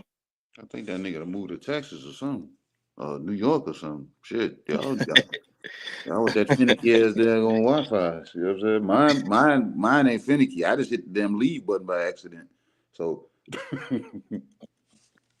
Yeah, all fella, come in and come back out, bro. Come in and come back out, bro. you gonna have to do that. Yeah. Yeah, okay, KG, I'm gonna come to you, man. Same exact question, man. How do you feel about 154? Is 154 still one of the best divisions in boxing? And who do you think will be the last man standing at 154? I think it is one of the best divisions still, but at the same time, I think it's a pass-through division because we got guys that have been there for years and they're either not making no moves, they can't get no moves made, or you know what I'm saying, they just, you know what I'm saying, it's whatever. But then you got the guys that are clearly passing through. They might go there to them, you know what I'm saying, to start them getting they acclimated, you know what I'm saying, getting acclimated at weights so they can start going up. And then we got the new guys coming from 47. Well, the old guys like the Thurmans, you know what I'm saying, and the Buds, but Bud passed on through there. Bud and vacated the belt, said, hey, I done been here. Hey man, I've been there, I touched here, boom. Put that down as another division that I've been to.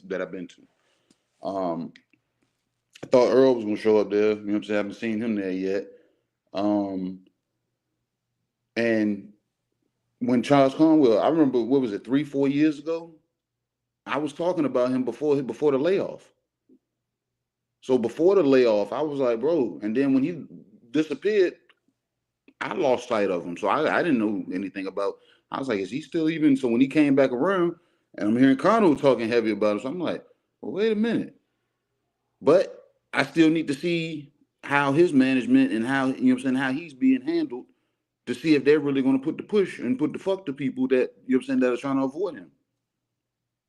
And then I need to see him show improve once he gets to that point, because I ain't seen him against none of these top guys yet. Still, even though I was a fan 4 years ago. So, when the smoke clears, it could be Charles Conwell if he stands on everything that I saw when he was a prospect to me. You know what I'm saying? And when I was even saying, do we still call him a prospect? And this was before the layoff. So, like I said, and I like Xander, bro. And Virgil might have found his weight. So Virgil might be a problem. Like I said, so it's a lot of hidden gems here that just got there or they've been there.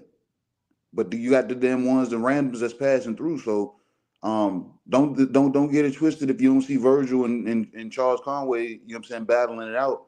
And once they actually start seeking, you know what I'm saying, these titles. Because who holds all the titles right now? Five, help me out. Well, Sebastian Fundora. Yeah. Go ahead, Jay. I said the shit scattered. Yeah, that's what I'm saying. Like, who got him? Fundora got 2. He got 2. Baki got 1. Okay. And Bud's about to get rid of this WBA. And who gets the opportunity to fight for that one? We're gonna see. Probably Tellis. You win his Tellis. He the mandatory. He up there. Okay. Yeah. Well, I don't even know who that is. Do I? Ronnie Shield fighter, Cuban, PBC fighter. He got about 12, 13 fights maybe. Well, either way, you know what I'm saying? Once Fundora stops them, he needs to go ahead and they're gonna decide what he's gonna do. And who would that be? Would be against Baki? Possibly. I Yeah, think go ahead that's and make it. that's unification right there. Yep. Either if you're not going unification, satisfy your mandatory, and if Xander comes out to be, you know what I'm saying, easy work for you, allow that to be your stay busy fight, your you know what I'm saying, your tune up to them, you know what I'm saying, to go into the end of the year or into the beginning of 2026, going and looking for a Baki fight. So you doing that, then whoever else needs to them, like Conwell, his people need to put him in a position where he intercepts that belt, or he gets put his in position to get for that vacant belt that's just that Bud just vacated, if possible. So somebody needs to turn some wheels. Any favors that's out here in these streets, they need to go ahead and put them calls in now, because, like I said, it's a division that's a threat, but it's all on who them decides to want to put themselves in position for it. Because everybody we talking about, we ain't talked about money. It ain't money. You know what I'm saying? It's going to be money because of the fights, but it ain't going to be the big money that like the other division, like the glamour divisions, talk about. This is the hard nose go get it. You know what I'm saying? You got to fight your way through it. So I see these dudes actually chasing undisputed here if they do it right. So Virgil and Charles Conwell might be the two, because I don't think Fundora make it past those two.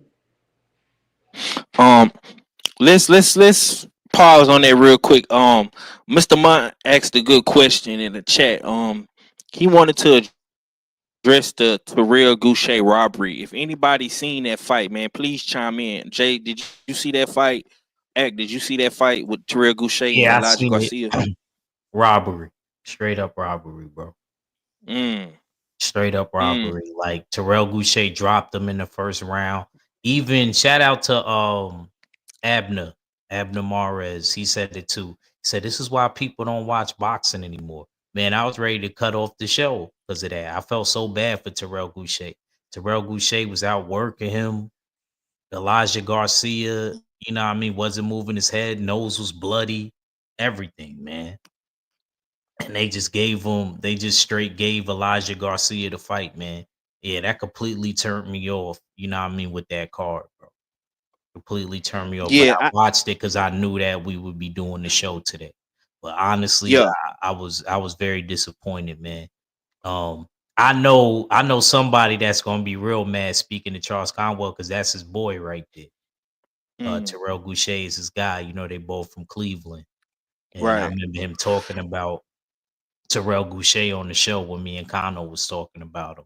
So yeah, he said he would never fight him even if he went up to 60 because that's his man's. You know what I mean? So yeah. Salute to Goucher. Hold your head, man. We know who really won that fight. Yeah, man. We need a rematch. I seen that fight. I had to go back and rewatch that fight myself because I was caught up yesterday with the family and stuff. We was cooking and stuff like that. So I actually missed that fight, but I had to go back and rewatch it, man. And I'm gonna be honest, man. Terrell Goucher did put hands on that boy, like in a real way, literally. Like he really whooped Elijah Garcia from pillar to post. It wasn't even close, in my honest opinion. I'm gonna say this, man. And this is the problem that I have with the PBC. PBC, y'all cater too much to the Latino fight fans, bro. Like for real. That shit that we seen last night clearly shows that y'all cater too much to the Latino fight fans and to the Latino fighters.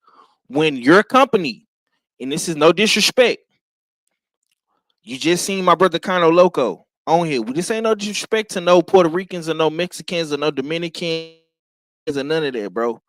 But let's just keep it all the way real and trill, man. PBC was built on the back of black fighters. Earl Spence, Wilder, Broner, Tank. Don't get me wrong, you do got some Latino fighters at the PBC that put in work. Guys like Danny Garcia, guys like Abner Mares, guys like Leo Santa Cruz. But it's only a handful of Latino guys that really put their work in at the PBC. The Charlo brothers, Keith Thurman, Sean Porter. I mean, I can go on and on and on and on. When y'all do bullshit like that, this is why the PBC is struggling when you don't have a Tank or Benavidez on the card. For shit like this, bro. Y'all know Terrell Goucher won that fight last night. It wasn't even close. And I like Elijah Garcia. But did he beat Terrell Goucher? No, the fuck he did not. Rematch.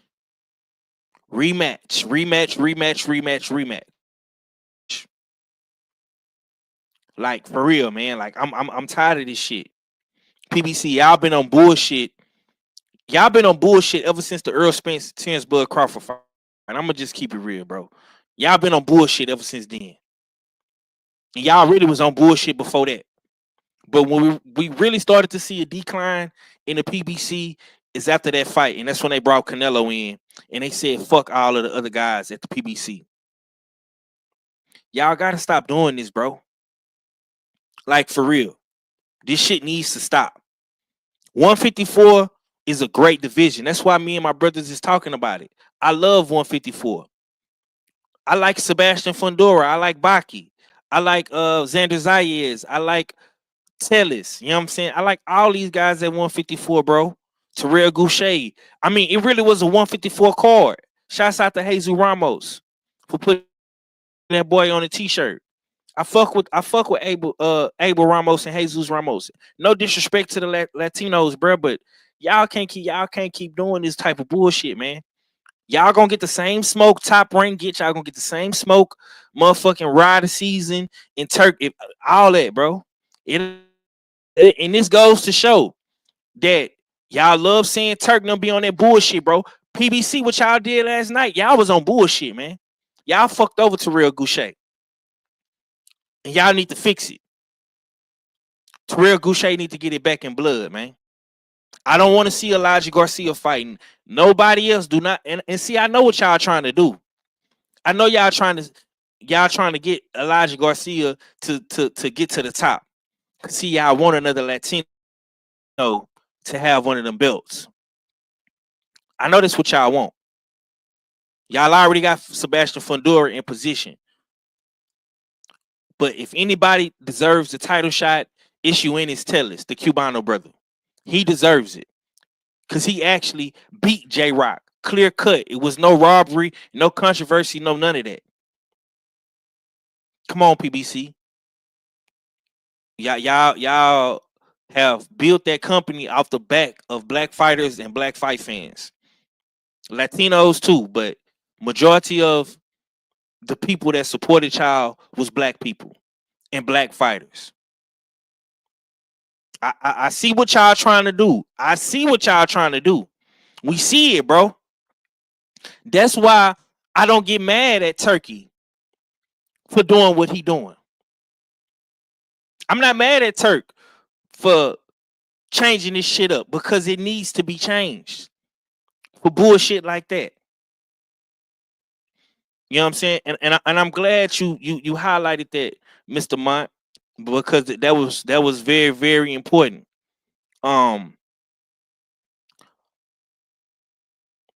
Okay, Conno say he just got out the phone with Conwell. He fights April 19th. Okay, that's good, man.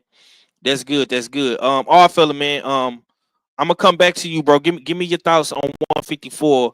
And if you've seen the Terrell Goucher fight, how did you feel about that, bro? I didn't get to see the Goucher fight, but I have heard outcries. Excuse me. About the robbery and whatnot with Elijah Garcia. So that's unfortunate. I did hear that for once Goucher actually increases output, and with all that being done, with that improvement and that increase, he still wasn't deservedly given a decision. So yeah, I think he's right to get this to get an immediate rematch to right the judges wrong. in this situation. But yeah, 154 to me, it could be one of those pit stop divisions. And especially in the situation now where, yeah, the division is hella hot, but it might be too hot where you won't see any man standing. Any of these men are liable to lose to each other on any given night. This is not the same times we're talking about when Mel Charlo was undisputed running the division, but only had really one or two threats. Let's be real. Who were the real threats back in the time when Charlo was reigning at 154? There's only a couple. It wasn't like it was right now. And due to the fact that a lot of these guys they're very good talents, above average talents, but in my opinion, if I'm gonna be real sharp with my criticism and my assessment, none of them are great. I mean, with the exception of we ain't gonna talk about Bud. He's left the division, but we talking about everybody else. Everybody's very good, but I don't see no great talents. Nobody has put it together to the point where we have a 154 contender that we look in the light as being pound for pound.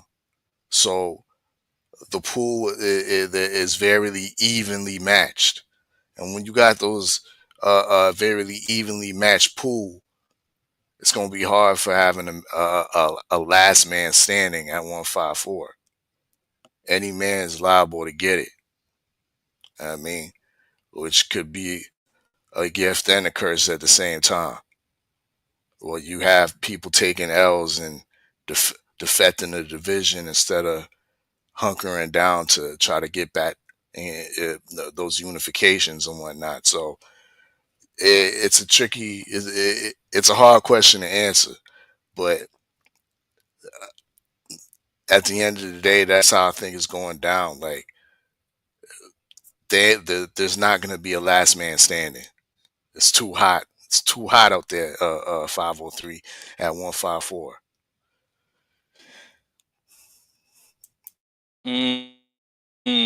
Okay. Act man, give us your closing thoughts on this. Take us home on this topic. We're gonna get into some usual suspect reactions after this, and then we're gonna talk about next week's fights, and we're gonna get up out of here, bro. But who is your top guy at 154? Is 154 still one of the best divisions in boxing? Who will be the last man standing at 154, bro? I'm be short. I think definitely the person that got to me the overall tools is definitely Charles Conwell. Um, it's definitely gonna be to me between him and, believe it or not, I think Xander could be one of the last ones standing too, because they the younger, fresher fighters in this situation. Um, if I had to go third as far as one of the champions, I probably would go with Bakram Mataliev. He showed me a lot in that Tim Tszyu fight. He showed me a lot of skill and punching power, patience. Facts. So yeah, I say those three guys is definitely between in the orders that I named. So definitely looking forward to seeing No what Virgil? happens. Virgil somewhere in there. I'm gonna keep it real. I heard that they want to make the fight with Virgil and Bakram. I don't know if you heard about that. It's just rumors. This is just what I heard. Look If at Virgil make it through him, Virgil earned his belt. I'm gonna tell you Mm. that right now. You ain't gonna never hear me talk bad about Virgil again. He beat another foreigner, and I'm not saying I'm even gonna pick against him in this fight. I might, because Bakram, this ain't, you know what I mean, with my man Madrimov. Madrimov ain't got pop like that. Rocky do. So I want to see how Virgil reacts to somebody that could, you know what I mean, crack. So I Yeah. think that'll be a completely different fight stylistically and everything. So I gotta, I definitely think Virgil's up there though, because Virgil did beat one of my guys. Hey, Queen said no Virgil. Now, a lot of people Oh been man. putting respect on Virgil's name on Twitter. People that was writing him off before, a lot of people after that win, that helped him out a lot, and he looked it good in that win. He started off a little slow, and I picked against him. I had to eat crow, but Virgil, I could see Virgil up there too, giving people some problems after that performance. You know what I mean? So, I don't think the power was there though since he moved. And I'm not hating 503. That's all I'm saying. He still look good. He still throws good body punches. It's just since he moved up to 54, the power ain't there like that. That tells me that he's fighting dudes closer to his size now, opposed to when he Okay. was fighting at 47. That's all I got. Okay. Let's get into some usual suspect reacts, man. This is a hot boxing topic. Rampage Jackson had this to say about Devin Haney and Ryan Garcia. Let's check it out. Devin Haney, learn not to be a fucking bitch. We all lose, and everybody can't be undefeated. Don't be going suing motherfuckers and take your fucking loss like a fucking man, like everybody else. Quit being a bitch. The rematch, I guess you were taking Ryan to beat him in a rematch. Yeah, Ryan beat his ass again. Hey, fuck Devin Haney. I love Ryan Garcia.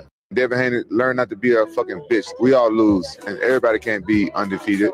Don't be going suing motherfuckers and take your fucking loss like a fucking man, like everybody else. Quit being a bitch. The rematch, I guess you were taking Ryan to beat him in a rematch. Yeah, Ryan beat his ass again. Hey, fuck Devin Haney. I love Ryan Garcia. Devin. All right. That was Rampage Jackson. He gave his thoughts on Devin Haney and Ryan Garcia. He say Devin Haney is a biot, and he loved Ryan Garcia, and Devin Haney, is pretty much a female dog in this situation. This was a real hot boxing topic the other day. And I want to hear what the suspects got to say about this, man. I'm gonna slide back to you first, Ak. Give me your thoughts on Rampage Jackson, man. Why is all these fighters calling Devin Haney a female dog? And he also said he liked Ryan Garcia, man. He loved Ryan Garcia. That was very, very interesting to me. What's your thoughts on that, Ak? Like I said yesterday, and like I said, I know I love my sis Tay Tay, and she the only reason why I even pay attention to the MMA world. But I got to be honest, this is part of the reason why I don't watch MMA. It seemed like a lot of the top MMA dudes that are black, they be cooning. But I'm not gonna take that out on the rest of, because I'm gonna keep it real. None of my favorite MMA fighters is black anyway. You know what I mean? I'm gonna keep it real. I like the what's my man named Khabib, and as far as females, I like the Amanda Nunes. I like the Amanda Nunes. But this is part of the reason why, because of stuff like what Rampage just did right there, and what John Jones does. You know what I mean? I feel like the black dudes in UFC for some reason they be cooning out. Now, it was all right for you to pick against Dev, but all of the disrespect, see, that's the thing right there. We got to all stop getting mad when somebody picks against fighters that we like. Yep. You know what I'm saying? It's how it's presented. If they present it in a way like what Rampage just did, that's the part where then you could fly off the railing and then you get at them. But if somebody picks against the fighter, kind of like how Gabe did, he wasn't disrespectful or nothing with it. We can't get mad at that. You know what I mean? Everybody's not going to pick the same fighter in the fights. Shoot, if you in the pick'ems, you're not just going to pick fighters if you want a good record, just because you like them. If you want to be up on that fight pool board and be leading, you better not go with your feelings. Better go with your mind. So that's just my whole thing, man. It's just the whole disrespectful part. Like he's a bitch for suing and all of that and stuff like that. Like, to me, that's the part right there where I can't rock with Rampage. And I talked about this. Me and Kano talked about this yesterday. You know what I mean? That's part of the reason right there, man, because I feel like a lot of the elite black fighters in MMA, they don't stand on business. They Nah, just that's don't be standing. You know what I'm saying? And I'm talking about the American black dudes. You see John Jones handed Trump his belt. You know what I mean? You know what I mean? Stuff like that is the reason why, like, I'm kind of turned off to the sport. At least you'll get 1 or 2 boxers to stand with Dev. You know what I'm saying? They may not all be on cold, but you'll get like 1, 2, or 3 of them to be like, even you even heard Rolly. He said, outside of the rounds that Dev got dropped in, he said, I thought Devin won. He would have won the fight. Like, you know what I mean? He was winning those rounds that he didn't get dropped in. So I'm just saying, like, you just see certain patterns with those type of dudes. You know what I'm saying? I just gotta keep it all the way real. Disappointed in Rampage Jackson. Talking about he loved Ryan Garcia and all of the stuff that he said and did. That's out of pocket, like Vic when he's scrambling. Well, when he used to be scrambling. Crazy. Yeah, nah. Salute to Big Joe. Eric O say loving Ryan Garcia, shaking my head. Tay came back and say she's so disgusted with Rampage.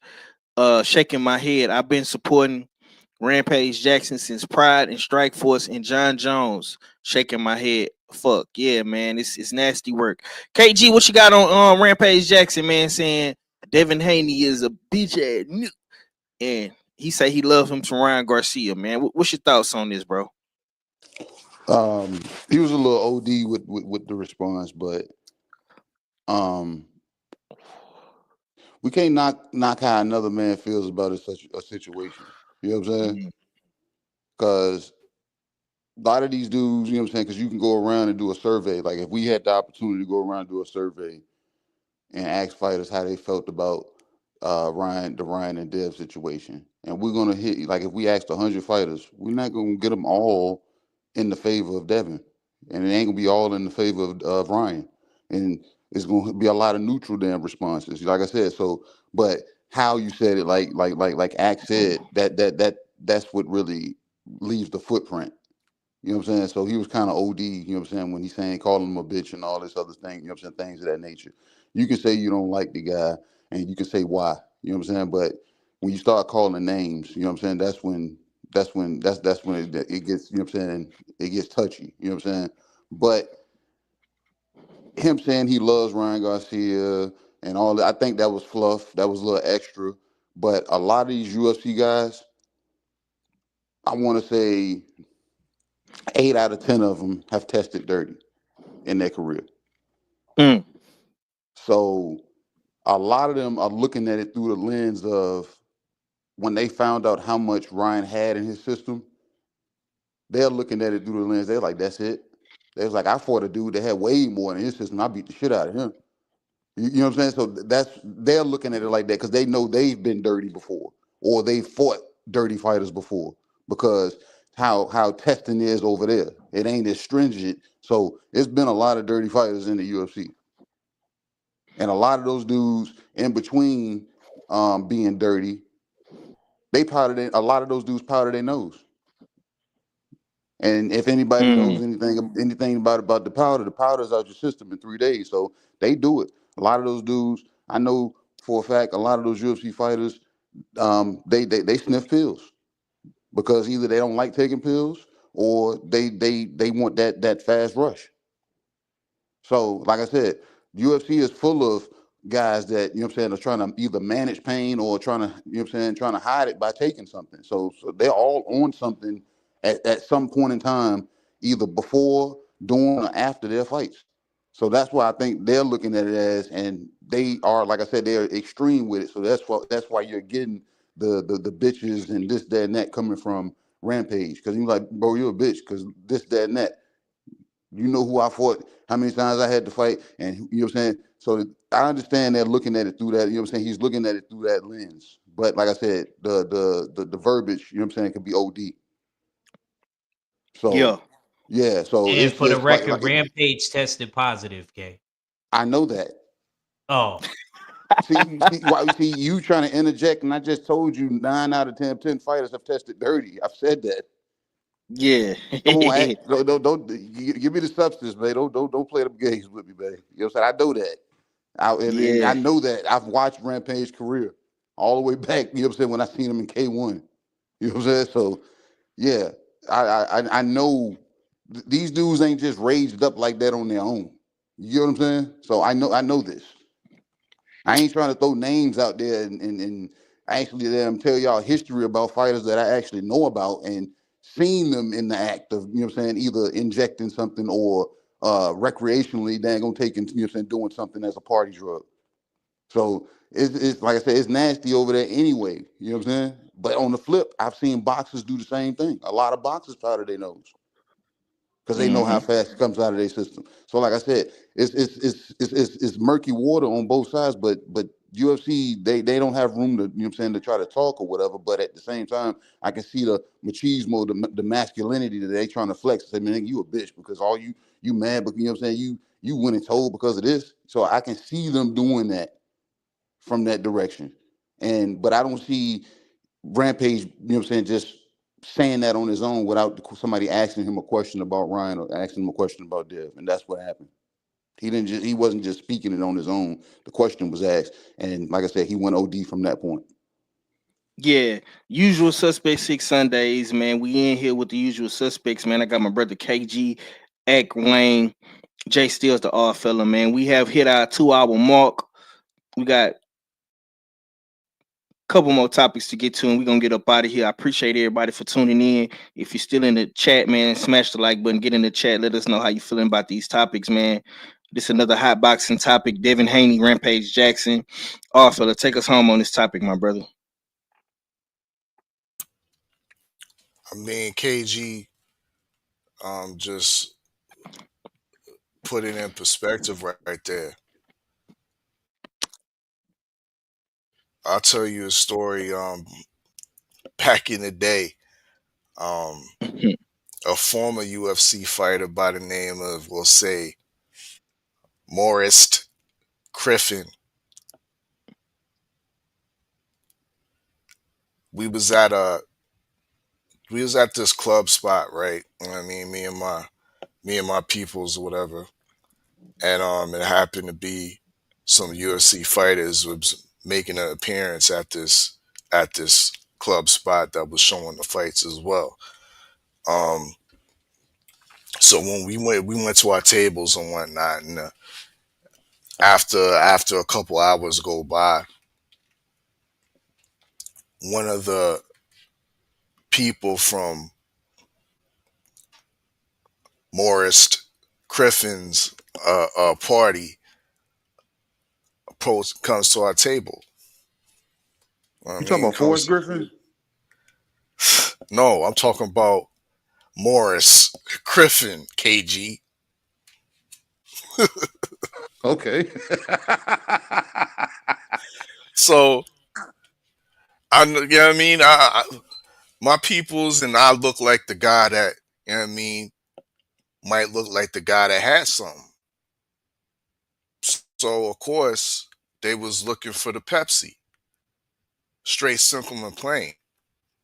You know what I mean, and I'll just leave it at that. And I was at that point, I was like, because he wasn't retired at the time. He was still an active fighter, Morris Griffin. So I'll just leave it at that. So when you're looking at guys like Rampage Jackson, you can see the lens that they're looking through. Not clear. You know what I mean? You can see, because I once a little bit, I was disappointed for the fact that it's not only that you're going against the brother, it's the fact that you're for the dirtiness. You completely overlooking the fact that Ryan Garcia came in with that performance, that enhanced performance, came in dirty. But you still want to run with the narrative, which it seems like a paid narrative to me, about you're a bitch because you went out there and sued. Well, there's been many other situations where fighters are sued other fighters because they pop dirty. But we don't hear the outcry. We never saw the outcry. Dev's godfather, and this is probably where he got advised to take this course of action with the litigation. Because Dev's godfather, none other than who? The former undisputed, I believe, welterweight champion in Zab Judah.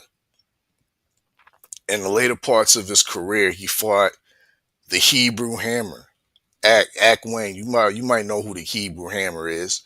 Cletus Sheldon from Long Yeah, Island. yeah, exactly. Cletus Sheldon, out of New York, and I think that fight between Cletus Sheldon and Zab Judah happened up there in Verona, upstate, on that little reservation casino. Anyway, Cletus Sheldon put some damage in on Zab Judah. I believe it might have been even a stoppage. Zab, I believe, suffered some bleeding on the brain in that fight, but it come to find out, Cletus Sheldon popped dirty. So litigation came about. From my assumption, from my belief, Zab Judah was awarded damages for the damages that he suffered within that fight. So it's essentially the same type of situation. Now, the way it was presented to some of these casuals, that's another discussion. But the fact of the matter is that we're talking about a guy that's dealing through the lens of dirtiness. It ain't gonna be clear, but that's my take. Look, man, I'm gonna say this, bro. Every situation is different, but cheating is cheating at the end of the day. How you choose to deal with said situation, that's totally upon you and your team. Some dudes do nothing. Some dudes take legal actions. Some dudes try to get a rematch and, you know, rebrand or reproduce a win. I think what Devin Haney is doing, Devin Haney being one of the most young and prolific fighters in the game right now, I think Devin Haney is setting a trend. He's blazing his own trail. So now, when said fighter gets in a situation where he's cheated from the usage of PEDs, you can take the Devin Haney route in taking legal action. And when you got guys like Rampage, who was also cheated, fighting guys on steroids, and even being on drugs and PEDs himself, you did nothing. So now you're mad. You feel some type of way that a Devin Haney has done something, and it makes you feel some type of way. For all my young and up and coming boxers, because see me, what I try to do, I try to focus on the next guy, the up and coming guy, the DB3s of the world, the Troy Isleys, the Carlos Jacksons, the Jeremy Hills, the next up and coming guy. For all those guys that's on the up and up, that's coming up after Devin Haney, bro, it's nothing wrong with taking legal action if you feel like you was cheated. It's better that you do that because we know what type of game boxing is. It's very, very dirty. It's very, very corrupt. It's the wild, wild west. Boys get away and do shit that in other sports would never happen. In any other sport, when a guy gets caught with PEDs in their system, they pay a fine. They get suspended without pay. You do that shit in the NBA, you get caught, you're out of here. You do that shit in the NFL, you get caught, you're gone. You do that shit in the major leagues in baseball, you get fined and you get the fuck up out of there. He ain't in Only the in Hall of boxing. Fame. He ain't in the Hall Exactly. of Fame. Exactly, bro. Only in boxing. In combat sports, the fans try to make this shit seem acceptable, bro, and it's not acceptable. We can't keep accepting the cheaters and the drug users. It's no real honor in that, bro. That's like if I fight motherfucking Act or I fight KG or I fight anybody in the chat, bro, and I beat y'all or y'all beat me, and come to find out you was on PEDs. I'm gonna feel some type of way because I feel like you cheated me. And if I choose to take your ass to court and I choose to try to get my league back, what's wrong with that? Boxers don't have no commissioner that they can go to and say, hey man, such and such, this happened. You know, something needs to be done. This dude needs to be suspended. He needs to be fined. I need to be compensated. Woo, woo, woo, woo, woo. Devin Haney don't have a Roger Goodell he could go to. He don't have an Adam Silver he can go to. You know what I'm saying? So I'm not mad that Devin Haney did that, bro. And all that trying to look down on fighters for doing that, that's stupid. And for Rampage to say that he loves Ryan Garcia, bro, you have a real self-hatred problem with your own people. And I couldn't agree more than what X said, bro. That's why I can't rock with none of them dudes in the UFC like that, bro. Because all of them are bootlicking Sambos. Uncle Tom Turkey Sandwich Ninjas. All of them. The only one that had enough nuts to me was Francis Ngannou. He was the only one. I'm just being real, bro. All you other ones, John Jones, Daniel Cormier, Stylebender, Rampage Jackson, all y'all are coons, man. Sambos, Uncle Tom, Turkey Sandwich, having ninjas. Joe Rogan, man, that's my nigga, man. That's my nigga. What? You love Ryan Garcia? You love Ryan Garcia, bro? Really? A dude that said he want to join the Ku Klux Klan? Do you not know what the Ku Klux Klan did to people? Did to our people? Did to our ancestors? But you love Ryan Garcia, man. It makes no sense, man. But let's go ahead and get to this last little boxing topic, man. Next week, man, this is the official first week of the US6 fight pool pick'ems. We got Michaela Mayer and we got Brian Norman going into next week's fights, man. This is gonna be two pick'ems. We also have Cepeda and Tevin Farmer. Fella, are we counting the Cepeda and Tevin Farmer fight? Is that something that we got to vote on, or is that a fight we covering? Is that gonna be in the pick'ems, or you on mute if you that, bro? Say that again. My bad. You can hear me? Cepeda You hear versus me? Tevin Farmer. Yeah. Is that a fight that we doing the pick'ems on that fight? That will be a pick 'em on week 1. Yes, indeed.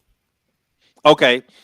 Give me your early predictions and thoughts on next week's fights, man. This is the first week of the US6 fight pool, fight party, all that good stuff, man. How you feeling about next week's fights, man?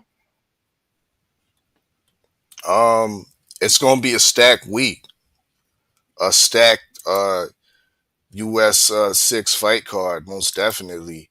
Um, most of the weeks in following won't be as stacked, but yeah, we got six fights on deck. Zepeda Farmer uh, is definitely going to be a difficult one to pick. We got Collazo, the minimum or strawweight champion, unified champion. He's going to be in action as well. There's 2 other championship fights that I'm not the too familiar with any of the fighters. You know what I mean? Because of course they're kind of in the lower weight, very lower weight divisions. And we got Michaela Mayer rematching Sandy Ryan. We got Brian Norman Jr. against, I believe, Freddie Cuevas. Norman Jr. back in action off of somewhat of a little bit of a hiatus. So yeah, we got some decent fights on deck. Not, I would say, any type of A grade fights, but yeah, we gonna really make a dent in these pick'ems and see, you know what I mean? There might be some separation after the first week because we got so much picks on these cards. So I'm definitely looking forward to that. Beyond that, the second week, the picks are a little bit more tasty. We got Joe Joyce against Hergovich. We got Janabek fighting a no name, so that ain't really cool. Torres, of course, against Vianello, and Tim Tszyu against Joey Spencer. So yeah, the first couple weeks we're gonna be flush with picks, and it's gonna be interesting who's gonna be in the top. You know what I mean, the top 2 at the end of the couple weeks. Bet. Okay, man. Act Reacher, man. Give me your thoughts, man. Next week's official US6 fight pool pick'ems, man. How you feeling about next week's fights, man? We got a ton of pick'ems, man. How you feeling?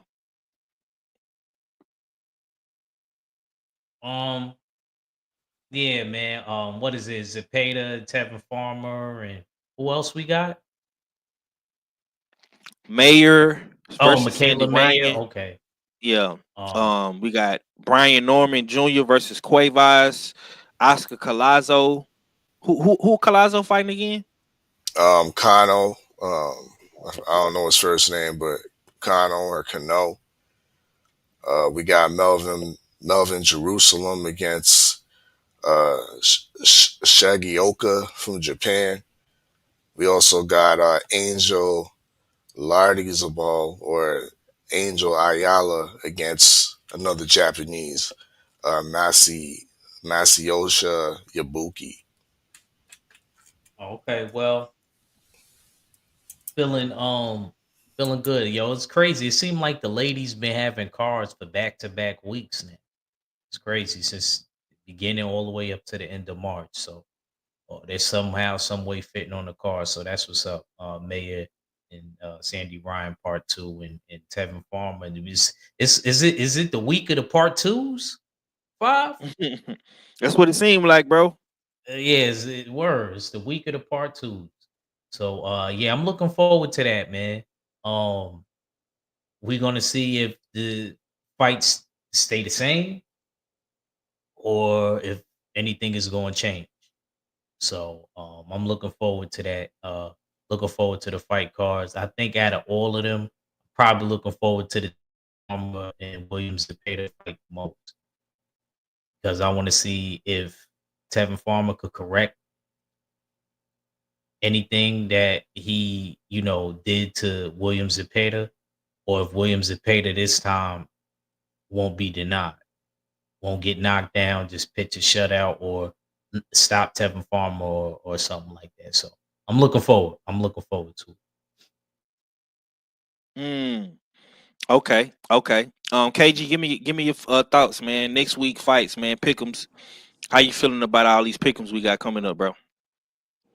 Oh man, it's gonna separate the pick'ems from the mysterious picks to the flip flopping picks to the I ain't know we was picking that fight picks and personal bias, all that stuff. So we about to separate them the boys from the men, from the girls to the women. You know what I'm saying? Because we got a mixed bag of everybody in here. And then if anybody want to pass word, our fella has called out BFTB for spot number 15. Spot number 15. Come jump in and see if the best that fight, you know what I'm saying, best fight the best can pick the best fights. Huh. You know what I'm saying? And so that was put out there. But as far as these fights, both rematches, kind of looking forward to them once I heard they were announced. You know what I'm saying? Because I thought Tevin Farmer got the last fight. Michaela Mir had a time on her hands with Sandy Ryan. And what's the third fight? The Brian Norman. Brian Norman. I'm not too, you know what I'm saying? This is going to be something that Brian Norman has to, every opportunity he gets put on a showcase. So I see this being for something that he can, you know what I'm saying? He has to come out here and just go ahead and put on a show and pack it up early, go sing karaoke. But good weekend of fights, and I think it's a good tester because it's no like favorites where people can have to, you know what I'm saying, have to use their actual bias when they pick. They're going to actually have to pick these first week of fights. So I'm kind of glad our fella started it this week because nobody can lead with their heart too much in these cards. Yeah, man. Let me say this, man. Who we got back here? Is that Stay Ready? Oh, that's Cadillac Red. Oh shit. Mr. Cadillac Red, it made his way back, man. Cadillac, man, how you feel about the fights next week, man? This is the first official Pick'ems week. Sandy Ryan, Michaela Mayer, Brian Norman Jr., Quayas, man, Oscar Collazo, Cepeda, Tevin Farmer. Yeah, man, talk to us, man. It's going down Friday on the Beltway, man. First official Pick'ems, man. How you gonna present that thing to the people? I'm not even sure how I'm gonna present it yet. I just want to give our fella his flowers, man. You know what I'm saying? And we gotta figure out, we're gonna figure something out, man. Me and 503 might have to figure something out or something. Because our fella has like single-handedly come up with game after game. I can't say event because it's not an event, but move after move to make sure we generate something for this meet and greet. And I gotta salute him for that. You know what I'm saying? He has been creating more motion than everyone else combined, including us in the, you know what I'm saying? Like he has been doing the motion. You know what I'm saying? For real. And we still not even at where we want to be. And nowhere near. I'm giving my brother his flowers because he has not been discouraged. It's just, okay, that don't work. Maybe they might like this. And that's all that you can ask from somebody. So salute to our fella for doing this. And yeah, man, I'm interested to see how the pick'em's gonna go. We've been doing this for years. And people have been a part of it in the chat. So it's good to see people actually be a part of it in real life. And we'll see how it shape out, man. You know what I'm saying? I'm excited, definitely excited. Yeah, man. Meanwhile, I'm looking through my archives, bro. In my YouTube studio, man, and it's so much content I got on my channel, man. Like, I've been doing this YouTube shit for a while, bro. Like, I'm not even much gonna lie, man. And all fella Red, Ack, You know what I'm saying? K, my boy, stay ready. I know he's somewhere in the cut. You know what I'm saying? Doing his thing, man. Getting his school stuff together.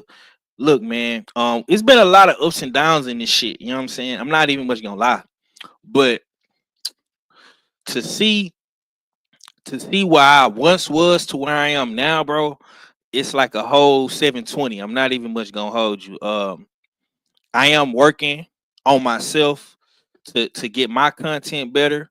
I hold my brothers to the same standard. Uh, you know, It I'm always shows. It shows. yeah. Man, I just love these dudes, man. Like for real, man. Even though Red be pissing me off, all fella always got something to say. KG is the king of one-liners, and Act Man, he just down for whatever. He really don't care. You know what I'm saying? But yeah, man, like US6 fight pool, man. It's official, man. 2025, man. Next week, man. Y'all better get in, man. Get in, man. Come get you some of this money. Come get you some of this drip. Um, we gonna have fun with this shit. We gonna listen. I'm telling you right now. And Cadillac Red, KGR, Act, Stay, Kano, they all know this. We gonna talk shit. We are going to talk hella shit. So if you pull a Cadillac Red and you fuck around and be in last place, all fella make them goddamn leaderboard images and the graphics and everything is put up where it's documented. We are gonna talk shit. I'm telling you right now. We gonna have fun with this. We gonna make jokes about it, but it's all love at the end of the day, man. I hope nobody takes offense to it because it's just boxing talk. It's just pick'ems. You know what I'm saying? Cadillac Red made the whole pick'ems a thing. So this is really like halfway his shit. I'm not gonna lie. Um and our fella put it together. You know what I'm saying? He's a mad scientist. This is what he do. You know what I'm saying? He's the mad scientist for a reason. You know what I'm saying? So I'm excited. I hope y'all support it. I hope we double up each season. So if we got 14 to 15 people this season, next season, I want to have 30 to 40. The season after that, I want to have 50 to 60. You know what I'm saying? Next season after that, towards the end of the 2025, I want to have 100 to 200 people in this motherfucker. You know what I'm saying? Let's support it. Let's go to each individual's channels, whether it's on my channel, it's on Cadillac Red channel, it's on Act channel, it's on 78, it's on Drew, it's on BFTB, it's on Shower, it's on Queens of the Ring, wherever y'all at, man. You know what I'm saying? Let's get the people involved in it, man. Like I say, it's all for a good cause. It's all for the people because we are the community, we are the algorithm, you know, and I want everybody to be a part of it. You know what I'm saying? If you love boxing, if you love the usual suspects, if you love the community, if you love the LDBC, man, go on shoot us $10. Get in the fight pool, man. Become a member of the league, man, and enjoy yourself. You know what I'm saying? Whether you come in first, you come in last, you're supporting. And that's all that we really ask. You know what I'm saying? We don't really ask for much. I know that we've been doing the games and whatnot. You know what I'm saying? This is just another game for everybody to participate in. And hey man, the winner, you're gonna win some money. You know what I'm saying? Be sure to go get your boxes. Find a boxer will be presented on Usual Suspect Sundays, man. Be sure to go get your 50-50 draw tickets. That winner will be presented next week on Supreme Beast Boxing. Bullshit on the Beltway Friday. And that's gonna be the first day where we actually launch the US6 fight pool. Mr. Munt says, "What is the fight pool? I'm not sure about this." Jay Steels, you want to explain it to Mr. Munt one more time, man, before we get up out of here? Yeah. So OG be doing a fight pool league where um traditionally we've been picking fights every Friday on the Beltway, but now we're gonna legitimize it, make it official and document it. And with these picks, weekly picks, we're gonna be documenting points wins and losses, and at the end of the 3-month seasons, the player with the most points, with the best picks, will win the pool, will win the money that's within the fight league pool, as well as a couple prizes, a couple pieces of drip from the usual suspect 6. So yeah, that's what the fight pool is all about. Continuing to legitimize these fight picks. We got the boxing that's all over the world, and it's going to kind of force us to be educated, not just on our favorite fighters, but pick some of these fights that are kind of obscure to us. You know what I mean? So it's going, in the whole broad sense of things, it's going to broaden our knowledge of the whole sport. You know what I mean? Because it's not just the American sport; it's a global sport. You know, dig. So, yeah, well, that's what the fight pool is all about, and I hope you can join. And it's a $10 entry fee that covers all your picks for the 3 months. You can send it Cash App, but via Cash App, $usual 50/50 if you're down to get in. Yes, sir. That's all you got to do, Mr. Mont, man. If okay, 10-4, Mr. Mont say he in, man. He in for the win.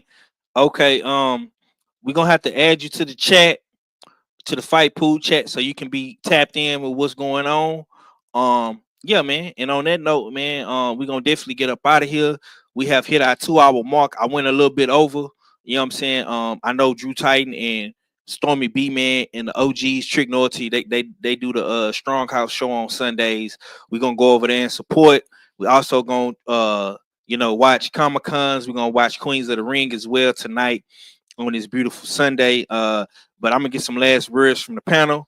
KG, man, let me get your last, man. How is you feeling right now, KG, man? You say you've been in recovery mode, man. I'm trying to see when my brother gonna get back in the lab and cook on some of them edits, man. What's going on, bro? Yeah, man, I had a festive weekend. You know what I'm saying? Friday, Saturday. You know what I'm saying? Recovery today. I got to see. It has to be something that moves me, Five. You know what I'm saying? And Red actually hit me today and asked me about a thumbnail, and it's crazy. I got off the phone with him and I laughed because I said, "When the fuck was the last time I made a thumbnail?" You know what I'm saying? So I was like, "Damn." So he told me what was up, and I said, "All right, boom." And I was surprised that he didn't say nothing back to me because how fast I sent it to him. Because I was like, "Damn!" Because I as soon as he said something, I was like, "All right, boom, just throw this together, send that to him." I said, "Keep it simple." You know what I'm saying? But you said something, Five, because I was actually in the app that I usually edit my videos in. So I was like, if something stands out, you know what I'm saying, I'm gonna catch it. I got it. Like I said, it has to be something that a light bulb goes off for me to really want to do something, or y'all will indirectly say something, whether y'all realize it or not, that'll spark something for me. So when that happens, then you know what I'm saying, y'all know the US6 will be the first to damn see and know. Yes, sir. Act Wayne, Act Reacher, man, Mr. Comic Cons, man. What we got coming? You got Comic Cons tonight. Act and R show. We doing some pop-up lives during the week, man. I know you doing Ramadan right now, man. So I appreciate you for coming through, bro. You definitely have no idea, man. You know you my little brother, Yeah, man. bro. But give me your Tonight, last. yeah, tonight, we gonna definitely do a show. It's gonna be a double stream. I had to go with my settings to make sure I say that this live is not for kids, because I'm gonna have my brother KG rocking out with me Oh tonight. shit. We gonna have it on the Jab Jamboree and Comic Cons. I just need to put something up there, but I made sure I changed the setting in this one. It's really a Jab Jamboree stream, but it's gonna be dual stream doing that, and also on Twitter. Make sure y'all What? follow me on Twitter. We're gonna be covering Rocky 5. You know, Oh man. the Rocky C. Yeah. It's funny because shout out to K, because I realized I haven't watched that during the years. I haven't watched it in years. Once I rewatched it again today. So yeah, y'all make sure y'all look out for that tonight, 8 p.m. Eastern Standard Time. And Yeah, man. Yeah, we definitely be back with the Act and On shows, and appreciate y'all, and definitely a good live, and y'all catch me on the Beltway too. One of the days of the week on the Beltway. Definitely got to be there Friday if I can't be there the other days because of these pickums and stuff. So Yeah, yeah. yeah. Look, let me tell your ass this before you leave, nigga. You better start having your ass on that show on Friday, cause I don't want. Don't be pulling none of this. Don't be pulling none of this Bruce Wayne, Harlem, slide through the back door type, Richard Porter type shit, man. You better have your ass there, bro. Man, I'll I be made there. a video and I changed my pick and all that. Flipping No. and flopping and shit. Shoot, y'all talk about me. Make sure Matt get his picks in. I don't want to hear that he was right. It ain't nobody getting no text. Don't worry about that because you get lots of points if you don't get your picks in. Okay. See, I like this -2. already. -2. If you failure to submit a pick, yeah, it's -2 points. Okay. Tay Tay say that's at Kent. Yeah. The fly rat. Queen say we need to go find Mac. Yeah, we're gonna put an APB out for this nigga, man. I'm giving all my brothers grace. Now I will give my brothers grace. You know what I'm saying? If they can't make it to the Beltway on a Monday, Red gonna pull some David Ruffin shit through the week and cancel the show. But you better have your ass there Friday. That's the only day I care about. You can miss Monday, you can miss Wednesday, but have your ass there Friday. And a lot of y'all been missing in action. I ain't gonna say no names, but you know who you is. You know who you is. You know what I'm saying? I tell y'all all the time, bro. The Beltway is the hub of Suspect 6, man, of US6, man. We all Voltron on the Beltway, man. I tell Red that all the time. I guess he take that shit for granted or he don't be believing what I be saying, man. But if you really want to catch all of us together, it's on the Beltway, man. Monday, Wednesdays, and Fridays, man. Usual Suspect Sundays, man. We doing a little bit better. I'm doing a little bit better. You know what I'm saying? But we really form Voltron on bullshit on the Beltway, man. And we better form Voltron. I'm telling you right now, starting next week, next Friday, we better start forming Voltron every Friday. No excuses. No excuses, bro. If you miss Monday, you miss Wednesday, cool. You know what I'm saying? You miss a Sunday with me, cool. You miss a Saturday on the Act and R show, cool. But you better have your motherfucking ass on that show Friday at 7 o'clock, 8 o'clock Eastern Standard Time. I'm not playing no games with nobody because you just heard Jay Steele said, if you don't do your picks, if you don't do your pick'ems, -2 points, sir. Cadillac Red, let the people know what you got coming, man. Is we doing the Beltway tomorrow, man? Or you gonna pull a David Ruffin, man? Let us know. Be outside tomorrow. Stop saying that. You be jinxing me. You be jinxing me like shit. Cause last time I had to cancel the show, I was mad. Like, yo, man, 503 be playing with me, man. Yeah, we outside Monday. We outside Monday. You know what I'm saying? Make sure y'all tune in. I'm trying to see if I can get in contact with Zero. See if we get Zero on the show. Cause you know my man's had a big upset last night. Yeah, yeah. Showed him what he was hitting on. So make sure y'all tune in and we'll get it shaking, man. Salute to the mighty LDBC. It's the usual suspect team. Holla at y'all in a minute. Yes, sir. Jay Steele's gonna close us out, man. And let the people know one more time what's to come, man. Find a boxer, 50-50 draw, fight pool, all that good stuff, bro. Indeed. Usual suspect 50-50 will be announced next Friday on bullshitting on the Beltway. So make sure you get your tickets. Build up that pot. Once again, half the pot goes to the LDBC meet and greet. The other half, of course, goes to you, the winner. So get your ticket and $ usual 50-50. One ticket's $10. Three tickets is $20, and 10 tickets is $50. And of course, Find the Boxer will be announced next Sunday, right here on Usual Suspect Sunday. Be on the lookout for that. You still got some time to purchase your box, to find the boxer. Boxes are $20 a box. Once again, Cash App, $ usual 50/50 if you want to get into this draw. Yeah, so next Sunday will be the announcement for Find the Boxer. And of course, get in that fight pool, $10 entry, $ usual 50 for as well. In the day, and we about to get it going with the first season of the US6 fight pool. But salute to all the brothers, and of course, salute to everybody up in the chat. Definitely has been another productive cook. You know what I mean? Of course, with the suspects, it's your favorite, your most hated odd fella. Salute to the LDBC, and I'm Gizon.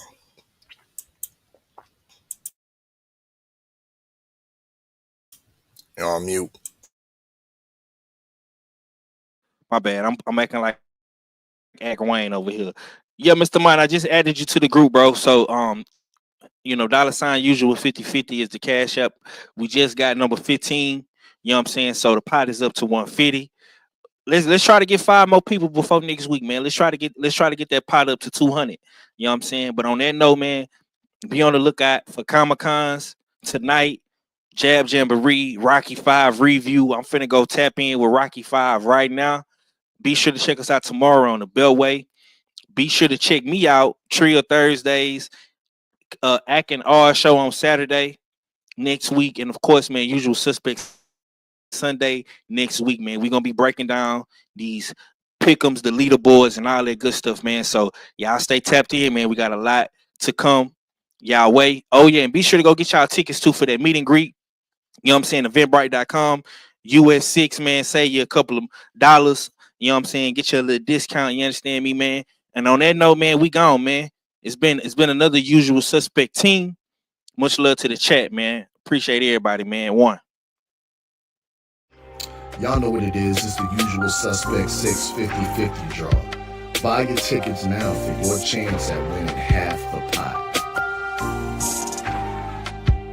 Cash App, $ usual 50/50.